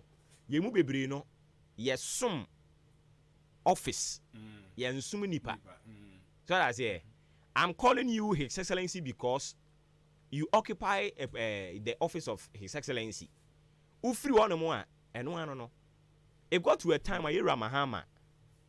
Nana no dem so ko program I fa camera antene so. But bisa on say a free 2012 for by Sahara nan community. Entisa. Enti obu ono mo a odwendwen saa ne o mane o mane nyina etumi ye ne ya more se wakoda na ade a kyen se no an na fei saa positions we nyina esono se ono na te ase se yakoto aba unse yakoto aba de a omo appointees ni nyina cycle o madwen se ye wini a post na afiri yensa enti eno na de omo nyina generally no ma cycle o madwen but we no unim Die be you. So what I say? Na esan kokoye se empanifo kra afro so e bia mentime ho ase bi wo baabi enti mommra ne yensiesie mommra enne na onipa no a ono ka so okay nyame adom ene da ben so ene adwo da nyame adom e benada mommra ye besiesie kira ma bibia ye kama odane wo ho no ane benada no o se mommra no sa benada no a ena atesi ya yiwadi adi ye no kra ye no kra mpokra uhu social media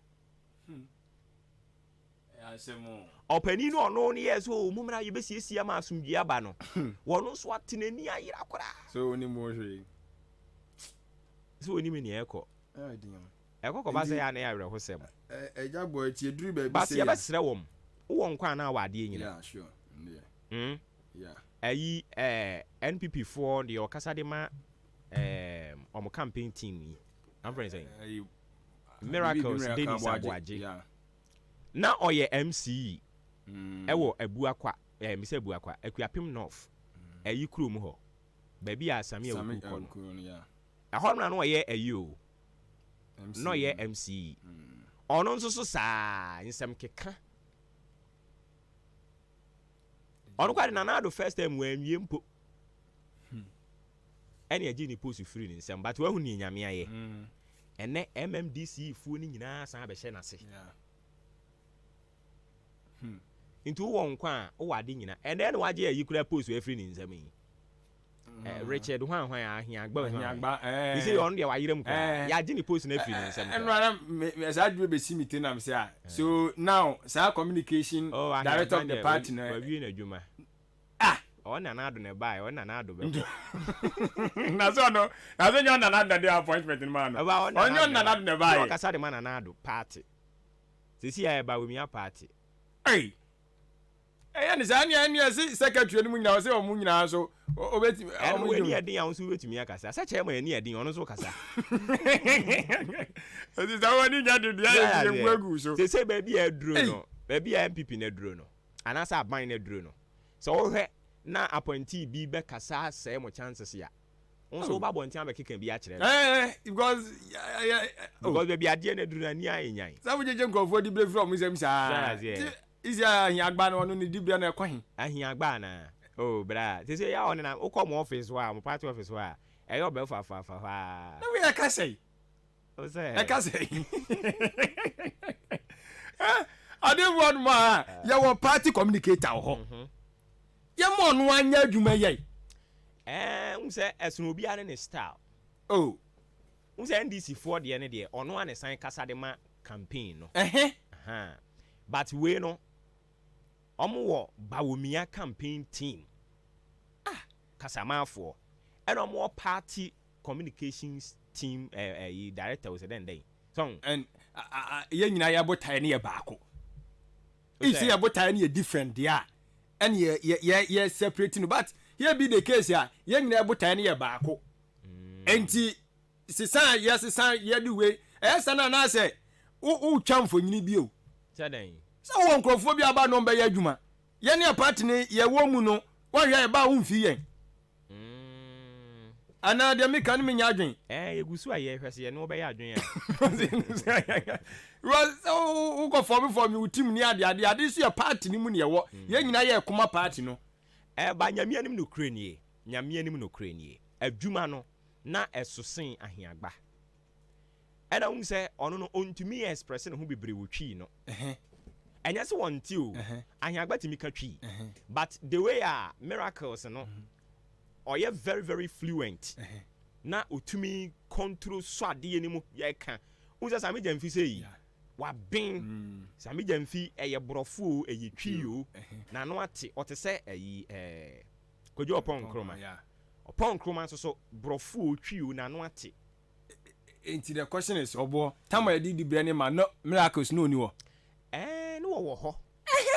But na make say eyo nyame nhyehyeye. So eyo nyame nhyehyeye. Adom no so to so a etimi ekata nkrofo bibiri. Enso so. So into guys who post you kura wadwuma mu hai. Obi ni baby wa bin pa chen o. Yeah, obi won ma wa bin chen me. Nti adom no to so a etumi ma wo ye the best wo kra ye hu no. Sa na tie. Enti ono no de no eye enhweso de de ma appointees ya ye mu post free wo mo nsem. Se e ma were nho. So, yeah. Se onyankopon se wo do be bibia. Yeah. Ye you free ha no kra na no boa wo. Uza to da bia even adwuma ya ye yeah to da bia wa nkofo no me adwuma no be frustrate you sa enyo omo o u bisa ne say like my yo den ono kra ntumi nhunu de wa ye no adekodi a wa ye ne nkancho but omo be frustrate you sa enye so omo no omo frustrate you enyankopon pese o you free ho de u ko ba bi foforo sa same way say da bia me de ye mfato if you that them the same thing me say me free ho no mo no se bi ho no mana o nhyɛ dan hunu adekode kocha wo gina so de free but bibi to me see frustration wa won krofo no on be frustrated we to house there bi ade anya ni say ha na de to onko an koto house there bi nti on be frustrated saa na sebo afi wanya vim no na nyankopɔn do ko obosha asase so ebi to Joseph enti political way for no to da bia ya mo mfa saa ne ma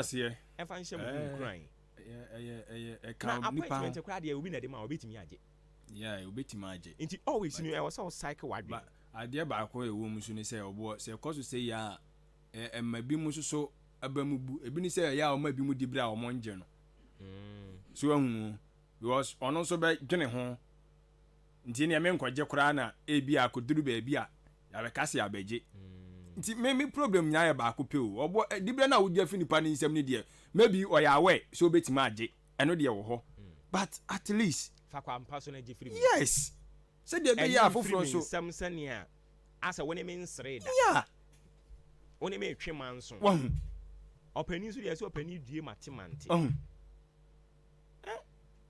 na ya problem no oje wa de ama me hunu o me nua se ni se na adwuma no waye bi baby o ya adu no ya ade but eja me pese obi so betoa so wa mama teme ho ase eno sa no yaudie bi ani ho adwendwen bi ani ho no we yanka we ankyerɛw ɛno an sɛ yi we ya yi wadi ma yɛ dɛ yɛ de we di letter na kɔto social media okro bi amwa mane onnamu ana okohu sɛ da social media si wa afa na wa sɛ bɛ pɛ kyerɛ kwa ko bi sɛ ma yɛ no korɛ ana nya no korɛ ɛna wo de wo yi wani a wo ne na mo ba bia edi bɛ sɛ 4 days ɛne ɛde wo letter yɛde yi wadi ne de ma motor rider si won family say I mean this is wickedness this is pure wickedness sana as a odwen ho a ebe ma ko yeah when you be a strong person oh yeah down yeah and obo yan ti ase me da bia me ka say me na ma beti ni paase ehunu se enipa yegu ahodo emfa ho ne de tie obia ni ba fie ofiri mu obia ni ba bia opie ba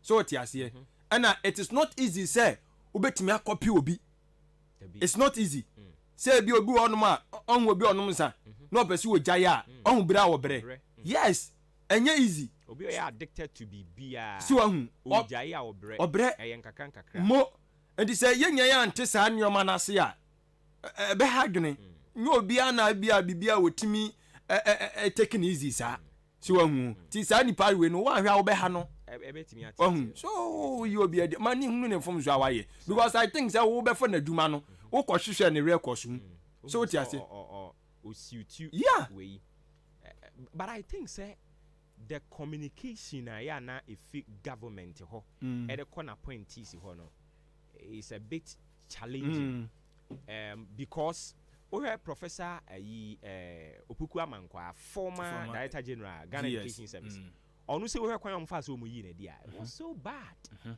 so wo chiro letter na aka kire ne say nimdie ma wo gina so be fa no enne no wo hu ni say nimdie no eni ho eni nti o san ede ne ko ba bia wo be fa no onko to na adwuma so o da na se but look at this we abro for so chiro de ma obi ono na sua de aba be professor I think that communication I am on my point is almost terminate really bad. These are the things so what's in a way good people around you. I'm almost like come can positive way I'm one what we credit you yeah when you home on crown one what them it me kwatwe ya be kura feel baby ba now can say them way because we nim dia me gina so de be fa wo no say me hu say say nim die ni ho and nti baby a me be fa wo ne san akọ na kwa ewadwuma na baby o kọ ne de o nim de o de be sa akọ adwuma wo se wona no de nim je ne ho na pem dotie be ko dotie mu enso so akọ ne zoom na arehu I think some communication no challenging nipa ade ba ko a wo se uhunu no kasa how a obesimi ne obi akasa ye whole lot o amanyosem a ye nyina no da bia meka se unnim obi a se de ne kasa da wa wie enya bi me sa man yi ya Clementative na to bottom sa wo mo Samuel me da bia me nya ne dini boda da bia me nya ne dini boda because how I will communicate no okabrochiri sa hey so bibia ne ye kan yo nya put bi free ho no ma bibia yi na what dey say sa nkofo na yo mo senka yama nka wawu what dey show mo ani ebi san ko on man kan ani mprese me nko prabrochi kra nko oh no man so ni onu odi na assembly ma hey ba sa wo se ye monyama de afi atwe na adwen si so se pem ko wanim ene owen okoro no wona ada so tia no so eti but we say nipa sometimes ne sisa no ya ne haye yeah sebo dia ko fan ko mo nyina ba ye Yera Patrick Kumo former MC edema Wejagbawe endra ne nya ne ntie se opani wenya ne nya me frɛ na ye pese ye very sure and opay confirmation naba if na busia for say wo mu nua wo mu bibia Patrick Kwasi Brakun Kumo dion oda ya wan sorry omo che so yare kakra bi ene se yare no ehun ye din chen ne nkwan dia be ka dwendwen no ho be ka dwendwen se uko contest na ulusu a ne papa mu no enka I was say we hear obi obe psycho we hear psychology bi a obe wa around you no one can say much but politicians no omo de na ya reho ono na wa lusu a wa boka no e wo so ono mom say atwa no ho be kekere the supporters yi na chi ni mom re ya se mo politics ni anka san adwuma ne de edin wo mo ahu antimi nkobi o erade nka no ho erade nka no ho na bebia okobi a erade emfa ne kransi yi amen na wotwe awie na say the next one no e na John Kuma so mo ebe pe ne kra bre no 24th Mgasi 16th o that be 24th maybe 16th be okay maybe it say 16th no dey na say next week na wotwe a maybe dey be na wotwe say sa na tie dey na say John Kuma so ade a wo mo 18th 19th rather 19th yeah inti na say next 2 weeks na make na the next 2 weeks no na say owura John Kuma ono so wentimi ama meka say news na ekoso no ye fake be pem sa bre 2 months ni o kina ni 2 months ontimi ma abonten be kan ye say ye kre han inti na say ampa ya say mo okay unti obi MC, you know, we say, hey, John Kuma best friend, MPP must investigate the death of the true well. Na down for pa. Who's that? Me catch that will say, oh yeah, or baby posting children for baby. Na down for pa. John Kuma down for pa. Say, as I say, case be could have buy your but we hope baby and the year na sorry no. So no one and now you in charge or her say, Bibi be so. Everybody in funny currency. Just why you full of life. I don't make you. So one come gentle. Everybody in funny currency. Amen. Everybody conti the best hanyami adomo a ochina mo ba mo fanka mo plans ho say nyame adomo ochina no. Ye behwe bibi kakra dia fa Langard ensem ho oman ya say ye ya tena ho ama emfunfun ya dane yen kwaye obi atona sase yetumi nye obi a yese wono no ye Langard baby ye gine kura no sa din no ya de wo se be kan yen hihye ye ho ana se Langard ono ba sase no ban ono ba sase ho ban na ye kum nipa enye ba ko nye mienu na empanimfo a no mo Ghana ha entumi nye ho hwe ehho asemba na koda ehho asemba na koda aso obi anhu se Langard ye serious men and say wo Ghana ha de no kra wo kirima wo na wo se obusu asase waton akodi obi ho o ha ni se bi enti nyame adoma se na mekan na ebro ne ko ti yemfansi ha na ochina yemra meka ho asem mame na mase okay na yemfansi ha enomo abusia de bon krata mo boso ne nkomo ba ko mienu bi a eto form na yetimi eye free hodi ama sima aduanan miensa abo apa anopa no nwotwe ho maache ani dwumadie no edin ofremi obowo ba ofori amanfo anuanum mienu ebeka me ho eya adwempa hene kofi mensa wone kwaku ani nkusibu adum ye don ase ye to aso ewufi ha na afei ensem a ye de atopono so no ya hyase edi ni nyina ho nkomo mako edi amawo wadwen kire no wadaroma obetumi de afa 05 33898915 0533898915 institutional suppliers and one more kire se almost so tete sa ban ni propose se obe rebrande public schools na fi wasan the new school uniforms the aba institutional suppliers yi kire se omo be ye de omo betimi bia se na be ya sa proposal no mmem adentia omo de nchiremu ebema yen judicial service staff na je se adwumefo omo ya adwuma wo court wo man yi mu no eno omo de adesrede to aban anim se wo mo aketu ya nsem kwosho ya ache no nti ompe aduru emfama no afei ye free one mo Adams GH Adams GH for no so ka say womo kire say Ghana image no womo esre Ghana Armed Forces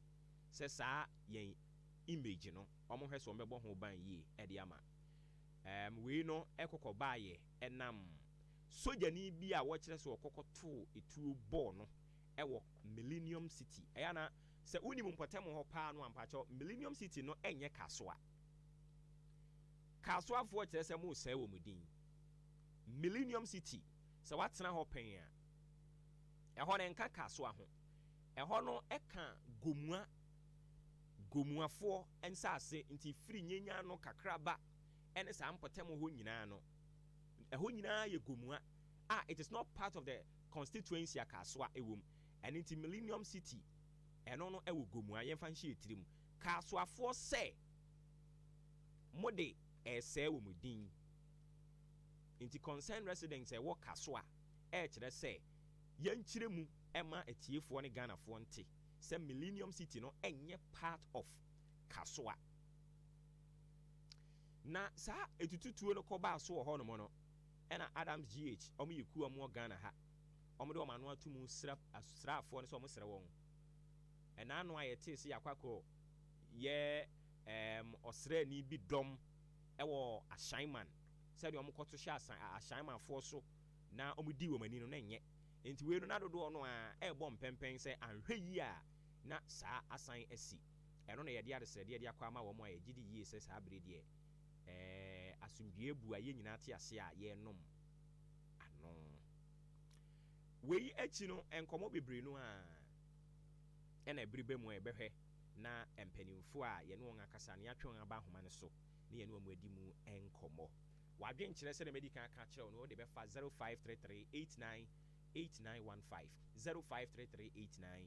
0533898915 nyankopon ya adom a ene eye 6 May efiri ochena edi eko Electoral Commission of Ghana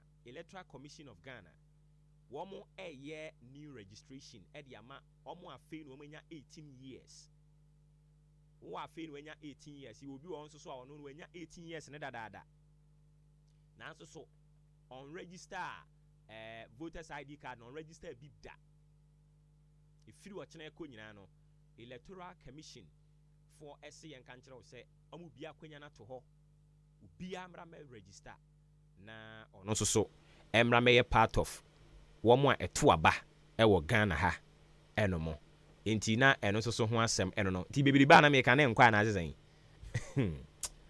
anyways this year obuoba ofore amanfo emamo ache e de ba Ahenkan 93.3 FM okay enti yabasha sia ne adi enkomo no se de adi kan kire wo no e wo ha no mo e de ama but in between time no company yi say ope obi a obeyi tiri ama no we no omo pe babesia na baba baako ene emu nyi esini free hwai nti ope obi a wonim tiri yi pa ti wonim tiri yi pa wa ben wa udi adanse sampa etire no utumi yi yenka se wo de sekan etwa tiri wo da bi se wo yi tiri etiri nwi no ha mana efefefe we are very serious one am pa cha wakwanya ba e de amount eni je semu ewo mu ni se baabi a wo beda oh tumuda ubenya baabi adama ho ato kama nti ya na wa hye ne nso wo be frɛ number yi 02 ebia na wonim obi a ɔno so nim 3 yi ana wankasa kra wo be frɛ 0246 88 9320 0246 889320 wo frɛ sa number yi a ayade a wo beje wo so na fe nkomo e wo ho no ne wo edi Afrakuma Community Hospital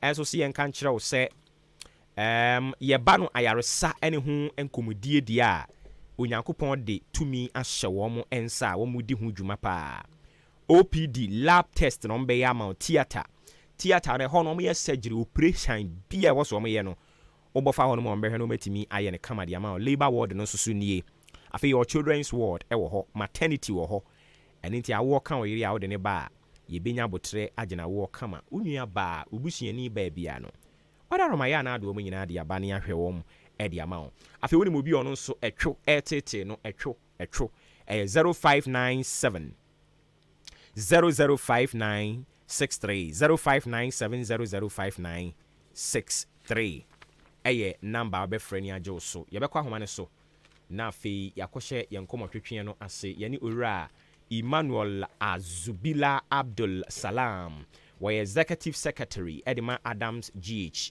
yɛwura wote yɛn kan no pɛyi maakye na atiefoɔ gye wo so wompo mbɔkɔ deɛ anɔpɛ deɛ ba wo nkyɛn a moade srɛde a mode to Ghana sraafoɔ dɔm no anim ɛne yɛpɛ sɛ yɛbɛgye nkyerɛmu kakra denti na moka kyerɛ mo sɛ wɔ mo ɛnredi mi yɛn image yi yo me da se sɛ ne yɛwodi kan ɛbɔ yɛ din no yɛfɛ Anchoring Democracy Advocacy Movement Ghana a wɔtwa ne ti yɛfɛ Adam GH na as a civil society organization no yɛni ɛdi asrafo enyuma ɛwɔ Ghana ha akyi akyɛ akɔyɛ sɛ ɛnneɛma a yɛhu sɛ ɛbɛha adwen ɛbɛma yɛasrafoɔ no ɔmo egu a timamufoɔ de ma wɔn ɛna ɔmo ankasa ɔmo ɛyɛ yɛfrɛ ɔmo sɛ the moral of the Ghana Armed Forces no ɛbɛba fam ɛne sɛ akɔyɛ sɛ mfie kakra nie ɛnneɛma bɔne a Ghana Armed Forces foɔ edi wɔ ɔman mu ha no ebi nsi da ɛna ntwa yie sɛ atiefoɔ ɛne me bɛyɛ adwen a ɛmɛ sɛ 2021 ɛmɛ amampani Nanado winning the second term a yɛkɔ akɔto aba ɛwɔ parliament ayi speaker of parliament mohu sɛndeɛ asogyafoɔ kɔgye parliament wɔbɔɔ hɔ ɛbɔɔ so kwan na ɛfrɛ mu a ɔmo gyina hɔ ne tuo ɛde asɛm a ɔmo abɛko amɛki sure sɛ MPP anya speaker of parliament minority MPs na ɛne kyɛ sɛ ɛne parliament foɔ no ɛde abufuo pusi asogyafoɔ epie yɛ sɛ ɛsa akɔ ɔmo sɛ ɔmo mpie na ɔbisa wɔn sɛ democratic elections parliament ɛyɛ the arm of government a ɛholdi the democracy na speaker of parliament elections apolisifoɔ wɔ hɔ a yɛ sɛ nka bibi mpo na esi a apolisifoɔ na ɛwɔ tumi sɛ ɔmo ntumi nkɔ hɔ na ɔmo nkɔ make arrest because wokɔ parliament house a the police have their office fire service have their office and all the security apparatus they have their office in the parliament house nanso yɛhu sɛ sogyafoɔ abɔ awura parliament ɛno nti nkɔda 2020 elections yɛhu sɛneɛ the same asogyafoɔ ɛsane tuo gu amanfoɔ so ɛwɔ coalition center a nipa 8 ɛna ɛwuyɛ in 2020 elections saa na ɛfiri hɔ yɛbɛhu langard adwuma na ɛde asogyafoɔ na ɛyɛ wokɔ boku sisi a abusua ntɔkwa ɛwɔ hɔ between mamprisifoɔ ne kusansefoɔ yi a yɛnim sɛ yɛ vice president mamprisi ne yɛyi asogyafoɔ ɔmo wɔ hɔ nom abusua ntɔkwa ɛna ɔmo de kɔ wobɛteɛ na yɛsɛ asogyafoɔ abu akɔbɔ awura kusansefoɔ community akum nipa bɛyɛ sɛ 10 20 yɛku ɔmo wie a ne ɔmo Ghana Armed Forces yɛ aba abɔnten sɛ na nkurɔfoɔ no kita tuo na ɛkɔ hu ɔmo na ɛbɔ ɔmo ku ɔmo ɛnso na ɛnyɛ nɔkorɛ national security for ɔmo de tuo ɛde akɔma mamprisifoɔ ɔbɔku atimamufoɔ ɔmo garu ehu ɔmo ɛkyi ɔmo sɛ muntumi ɛmfa tuo mewura ɛkyi ɔmo de ɔmo kɔma police ɛma police ɛdetaili ɔmo ɛma ade kyeɛ ɛna ɔmo kaa sɛ ɔmo yɛ national security from ɔmo officer yɛ soma wɔn enti yɛngya ɔmo ɛmmerantɛ yɛ ɔmo hwɛ yɛde asogyafoɔ kɔ buu the whole garufoɔ no nyinaa sɛ ade nti na national security foɔ atwam a timamufoɔ kɔkɔ stop wɔ mo anadwopa yɛbu the whole town ɛma nipa mmienu fam wuyɛ wohwɛ langard adwuma ɛwɔ Ghana ha sɛneɛ yɛde asogyafoɔ na ɛyɛ langard adwuma ɛnɛ amanfoɔ pɛ personal bodyguard a apolisifoɔ a yɛka sɛ they supposed to be doing the civil work or maybe anything have to do with the civil society no ɛyɛ apolisifoɔ adwuma no ɛsɛ asogyafoɔ agye ne nyinaa wohwɛ obi te sɛ madam Jemensa ɔnam a asogyafoɔ na ɛdi ne so bodyguard obi te sɛ ɛfɛne sɛ gyabe ɔkyɛdake ɔnam a asogyafoɔ na ɛyɛ bodyguard Bank of Ghana mpanimfoɔ ade sɛ sogyafoɔ na ɛbɔ nti bisa wɔ sɛ ade nti na afei asogyafoɔ na agye asɛ yɛwɔ military rule one thing na ɛsɛ asogyafoɔ akɔkum nipa asogyafoɔ akɔ ɛsɛ nti ama tenamufoɔ ɛde yawodie ɛna bufuo hyew ɛde agu yɛ sogyafoɔ no so ama te sɛ least mistake obi hu sogya no pɛ sɛ ɔku no wokaa dɛn sɛ 3 weeks ni yɛ ahemfo a mowɔ tɛma soldier for the Kotiani, and many knife at a movie. Okay. And to Sandy Mowen, many dear dancers, they say, a trap for a Tumano, a Fedi, so after Chima, I who may say we should redeem the image of the Ghana Armed Forces once again. Say, I'm going to say at the Honma, or my piano, any strong nation. There are two things involved, and that is your strong army and your strong economy. As we speak right now, this government has destroyed the strong economy already. So we don't have any strong economy. The only thing that we have to protect now is the strong army. And to say the strong army then we are not a nation. Any country at all can just come and wipe Ghana off. Just a single attack. So this is the reason why there is two abstract when him say. A police pump and Ghana for say or corrupt no. A police for when the respect and soldier for. Because say a soldier for the political battle, the land guard, as you trust them now, a soldier for the idea. And the very serious issue as a civil society organization. Something that is so worrying. So we are calling on the Ghana Armed Forces say they should at least redeem the image of Ghana Armed Forces once again. Tempering 4 senior officers of all Ghana Army Honor and I want to me and Kita as well as human certainly. A friend is saying, I'm opening for a chair with guitar and I'm going to resign so that we get people who can come and redeem the image of Ghana Armed Forces once again. Because Omampeni or Ghana Ibiano, he's the commander in chief of the Ghana Army. But who shall we say Rollins? No, it's so Jenny. Nanso ne brɛ so kwampa no ɔyɛ commander in chief of the Ghana Army no. He is who as a same way. Okay. And mintwa no ba ye branding ti me gie di sɛ mo nsɛm a mo kan ɛho kokɔ hia ye because of the SC or Millennium City mo susu sɛ nea esi nano wɔ ashaiman no ebi betimi esi ɛne ntina mo kan we no ana. Wo hwɛ nea esi yɛ Millennium City wɔ kaso ya. Utie abrante ne kwan a ofa so ansa na obo soja ni tu ku no na uti mu sɛ omo di asoja fo na tete na che adan asoja fo mo ya police fo so obi na obi wa sa so ntokwa adan nti na e di asoja fo e na e di kokko entofa no to a point say ba ko atumi akọ ba obi no office e wo vice president no office ago ka say o me na obi e ko asaso ntokwa enti bo ame e ma wa ko tua sika according to Ghana ba ku soja ni no o say the young could tua 200,000, that's 2 billion. Emma, Abrante finish Shaibu, Ewa Baumia office. And on also Sana Soja Fono say, a Soja Fono Kojas as a department. Emma, while chair petition command the same Baumia office. Baumia fair petition in the Ama interior National Security Coordinator. Emma would the copy of some IGP. IGP Fre Omono, Omamba. Onona, Onon the Kujina Honum, any IGP or Sankoki. Essence of for Boo any IGP. Or Safro could do Vienna Soldier for the Bush of one of our Mojina Safi. A penny pan of items or Jena Safano. One out of Kishas are sending Eddie Ama Soldier for now, Bobai or Honor. We will have plot, we will one plot, we will continue to say, more Soldier for Bobai or Honor, will be answering a half plot, they say. South are sending a soldier in the Quaffay Juma.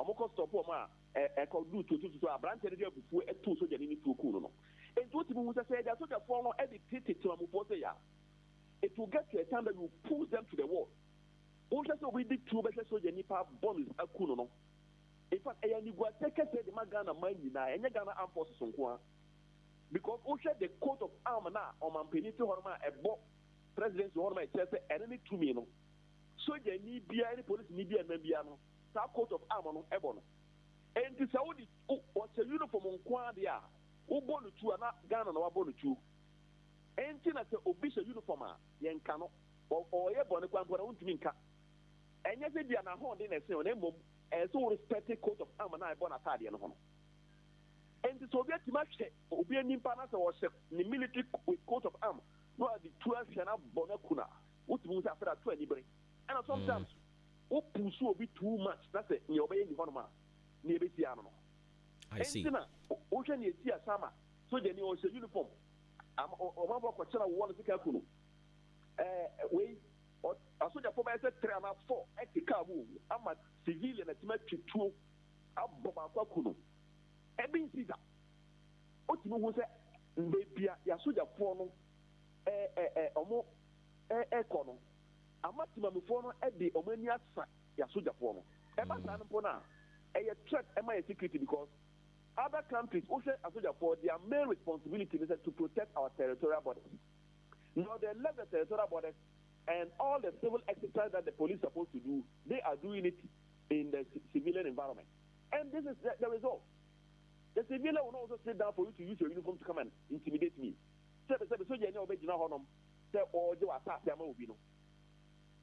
Apart from say uniform or say, if you obampo ofie and you say no. Union kito ofie eteno. But I'm so question uniform to see one bedroom white padia would do Wabrabo Yina Abo Anyano, one major family. It won't work. And yet, to the Babum. This kind of disrespect to the Ghana Armed Forces to continue. Who just in the fire election? Yanyan is here, Omodi, as party boys to be for training as special force. Niawo Kenya allegation, ye need any evidence to buttress on that. If wow, we may prove with we are still investigating. That's why I don't want to talk about it much. Yeah, and I mean, so make us say, yes, so no, we have no idea about it. Ekoba say, yeah, free and see we can't provide anything. Anything I answer, yeah, can't say no. Yes, exactly. I would be glad to say we won't even talk about it. Exactly. So what we are saying is that after 2024 election, if soldiers want to do what they did in 2020 election, they won't get it easy. Say obi njina ho pana soja ni nkase dia me party boy ntino ase soja uniform na obesane to egu timamu force wa obi jina ho na won se ni nua na abo no to ya who you the soldier you won't get it easy. Epatana, we are disgracing the Ghana Armed Forces as an institution, and the Ghana Armed Forces belong to all of us. That is why there is a need for us to protect the integrity, the morale, the respect of the Ghana Army. Okay, so point well noted. Ma yana si wada Romanian fancy bibi ni ebesa ba unchen bi mira. All right, yani ura Emmanuel Azubila Abdul Salam, honoring executive secretary Edima Adams GH. And the country and come on that note, the best any adani and one by a bar. Yet the and common on yakan so a bet what was so come amount. The part of TV my ain, Yabasisia. My Lord, who be Asasra, Bemani, which are for me to Manayido, Pepiasia Pedu, Chai, or Yemreda, Semen Saluto, Salute, Simpio, the powerful friend of Bejamanso, Gassam Super Plus, a latest, or Swabro War, and Sosios Ravia, with your Payara Mokusis Tower, a wound to mean take, and the Gassam Super Plus, cement from Pepiasia Pedu, as your waterproof, no waterproof, not this super cool cement bar town in Ponet, Masan. Contractors and Gen 42.5 hours super strong cement and also dada. Iron rods are papa, nails are papa size beer. Marine border is strong at your Pipiasan Pedu. Our roofing sheets are baswano. Alucin galvanized aluminium, IBR, IDT, and an accessory. A while being out binding wire mesh, headpan, felt, pickers, shovel, no flat, run, loading. More blocks machine, 8 blocks, bidding, solid and hollow, 5 inches and 6 inches. Sound supply sand, stones, quarry dust, and in the idea feeling, you know. Pipiasan Pedusuna and Nema Water Fame. Sansu Casa, Otonia Madudua, Ediko Jau, or Dan Pipiasan Pedua, Abuabu Road, near Akim State Junction, Jubilee Hospital side also, Sansu or Dan New Market opposite, Achim Swedro Road, opposite a Penning Junction, and a Tiasin so our Areniasen. Friend on 0244 166 937 or 0208 299 115. Pipiasan Pedu Enterprise Ana, a density for secret provider. One day, no be 2 days. One day, only one day. One day, no be 3 days. Ghana adisiye. Obuoba ofore amanfo emamo ache edeba ahenkan 93.3 FM. Great. Yensan and Nawase. na yɛmo akwa ba biom famra show no ɛso maakye ɛno ɛne dwumadie no edin ɔfrɛ me ɔbowo ba ofori amanfo baabi a yɛduru no ɛyɛ big interviews no ɛna yɛgu so a yɛdi ho kyea me ɛde ɛma wo all right nti update from Ghana Meteorological Agency ɔmo kyerɛ sɛ Nkran deɛ nsuo no koraa hyɛ ase a ɛtɔ ɛwɔ some part of Nkran na sɛna medi kan na anɔpa no apue ma ntɛm mmeaeɛ ahodoɔ bi nso wɔkyerɛ sɛ yɛn nhwɛ nsuo no anim wɔ mmeaeɛ ahodoɔ bebree no anɔpa yi Nkranfoɔ deɛ ɔmo deɛ de ahyɛ aseɛ a nsuo ɛtɔ ɛwɔ part of Nkran na ɔkyerɛ sɛ ɛde n'ani bɛkyerɛ apue ma ntɛm nti weather no update kakra asan ba ho ɛna ɔmo de aba yɛde ama wo yɛbɛtoa so no afei yɛde nkɔmmɔ no ne aka nyinaa ɛde ama wo na no yɛbɔ aban n'aba so sɛ watimi a facilitate aboa a supervise ama ene ukɔ apieti adankora mako ɔha ani aduenu enan 124 buildings ɛna ɔmo atumi asisi wɔ hɔ no mu a schools ɛwom clinics ɛnso wɔ hɔ ɔmo ayɛ aban na ayɛ and then obia nso contribute to that project nyankopɔn nhyira wo nso so ayɛ adeɛ yɛboi yɛbɛbɔ nsu din na yɛasere nyankopɔn sɛ ɔnkɔ so wanhyira mo na nea mo hwere yɛ wɔ ho bia no awurade nhyɛ mo anan mu and yɛbɛsrɛ mpanimfoɔ nso so especially Ministry of Works and Housing yɛwura Kojo Opon Nkrumah I think sɛ wobɛtumi de akɔ mpanimfoɔ anim maybe and just maybe say you can really look more affordable housing initiatives, you know. Na mun pick lessons out from apieti die. Unse apieti die no na wuhunu said this is what we call affordable housing. It shouldn't just be affordable, it should be accessible. So, hanya accessible na anya affordable. Na da so kekese so affordable na more politicians na mo san tonton ma mo ho ana mo na mutimi to a na affordable no ayede kan yedede no na anwie mu di enti anopai de ye san ebo na no ye bo aban na baso masan ebo na baso biom even though enya aban ni sika en wode ye but for them to initiate that thing and see to the completion of sa aniswade hunu no is something I was seeing in a bow abaso. Bibri akoso project ni bi ha mo sha se o mu nwie a ye ka ho asem a but so metimi a hye we ase o mu awie no o mo ayade o mo supervise ama bibia ye kama I remember say yen kai busuafo ye a June 3rd instituto na asan ba biem no June 3rd no yewura mahama abreso June 3rd abrem June 3rd I think 2016 or 2015 as to yere nchem ni see ye won kran no God being so good that very day minim what happened eye denya nka ho nka mekofa ho because that time they go school adabraka inti definitely obekofa ho ani nyame ye adom a sa da no I don't really know what happened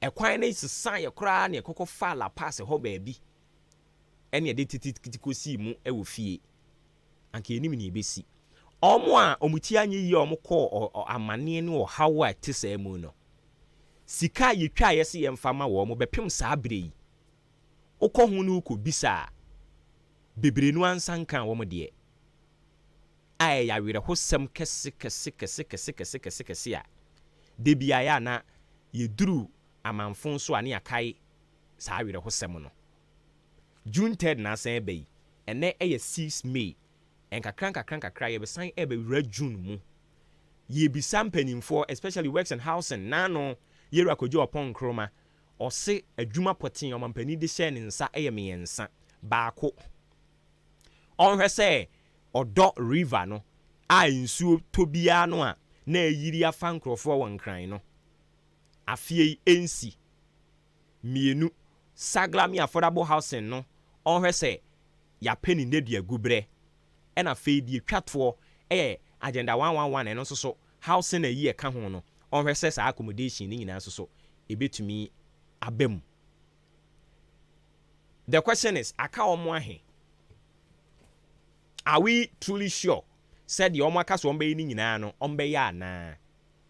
We are just hoping, say, even after the government of Nana Dankwe Kufuado be Omwakasomo party, no, said Dr. Bawumio, say Yera John Mahama. The question is Omuba Saglami Agenda 111 project ena Odo River Noa.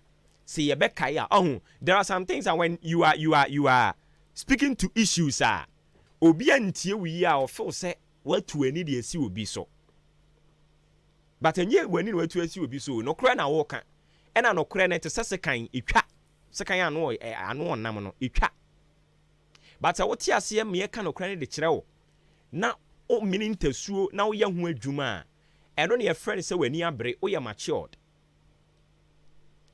Because I know very well say 2016 engineers and planners Yera Ibrahim Mahama ne company no say omo baba be yi Odo River ni mu free of charge charges ne service charges ne sa no mani nyina omo nye oye dia cheyen free yet nsem bibiri wo Ghana ha Odo River bepem sa bre ye yi mu ane de gu konkon so ye yi mu ane de gu konkon so minumi enu nyina so di adanse say eden ya June July di nsu beto ensu na asan twetwe ne tio.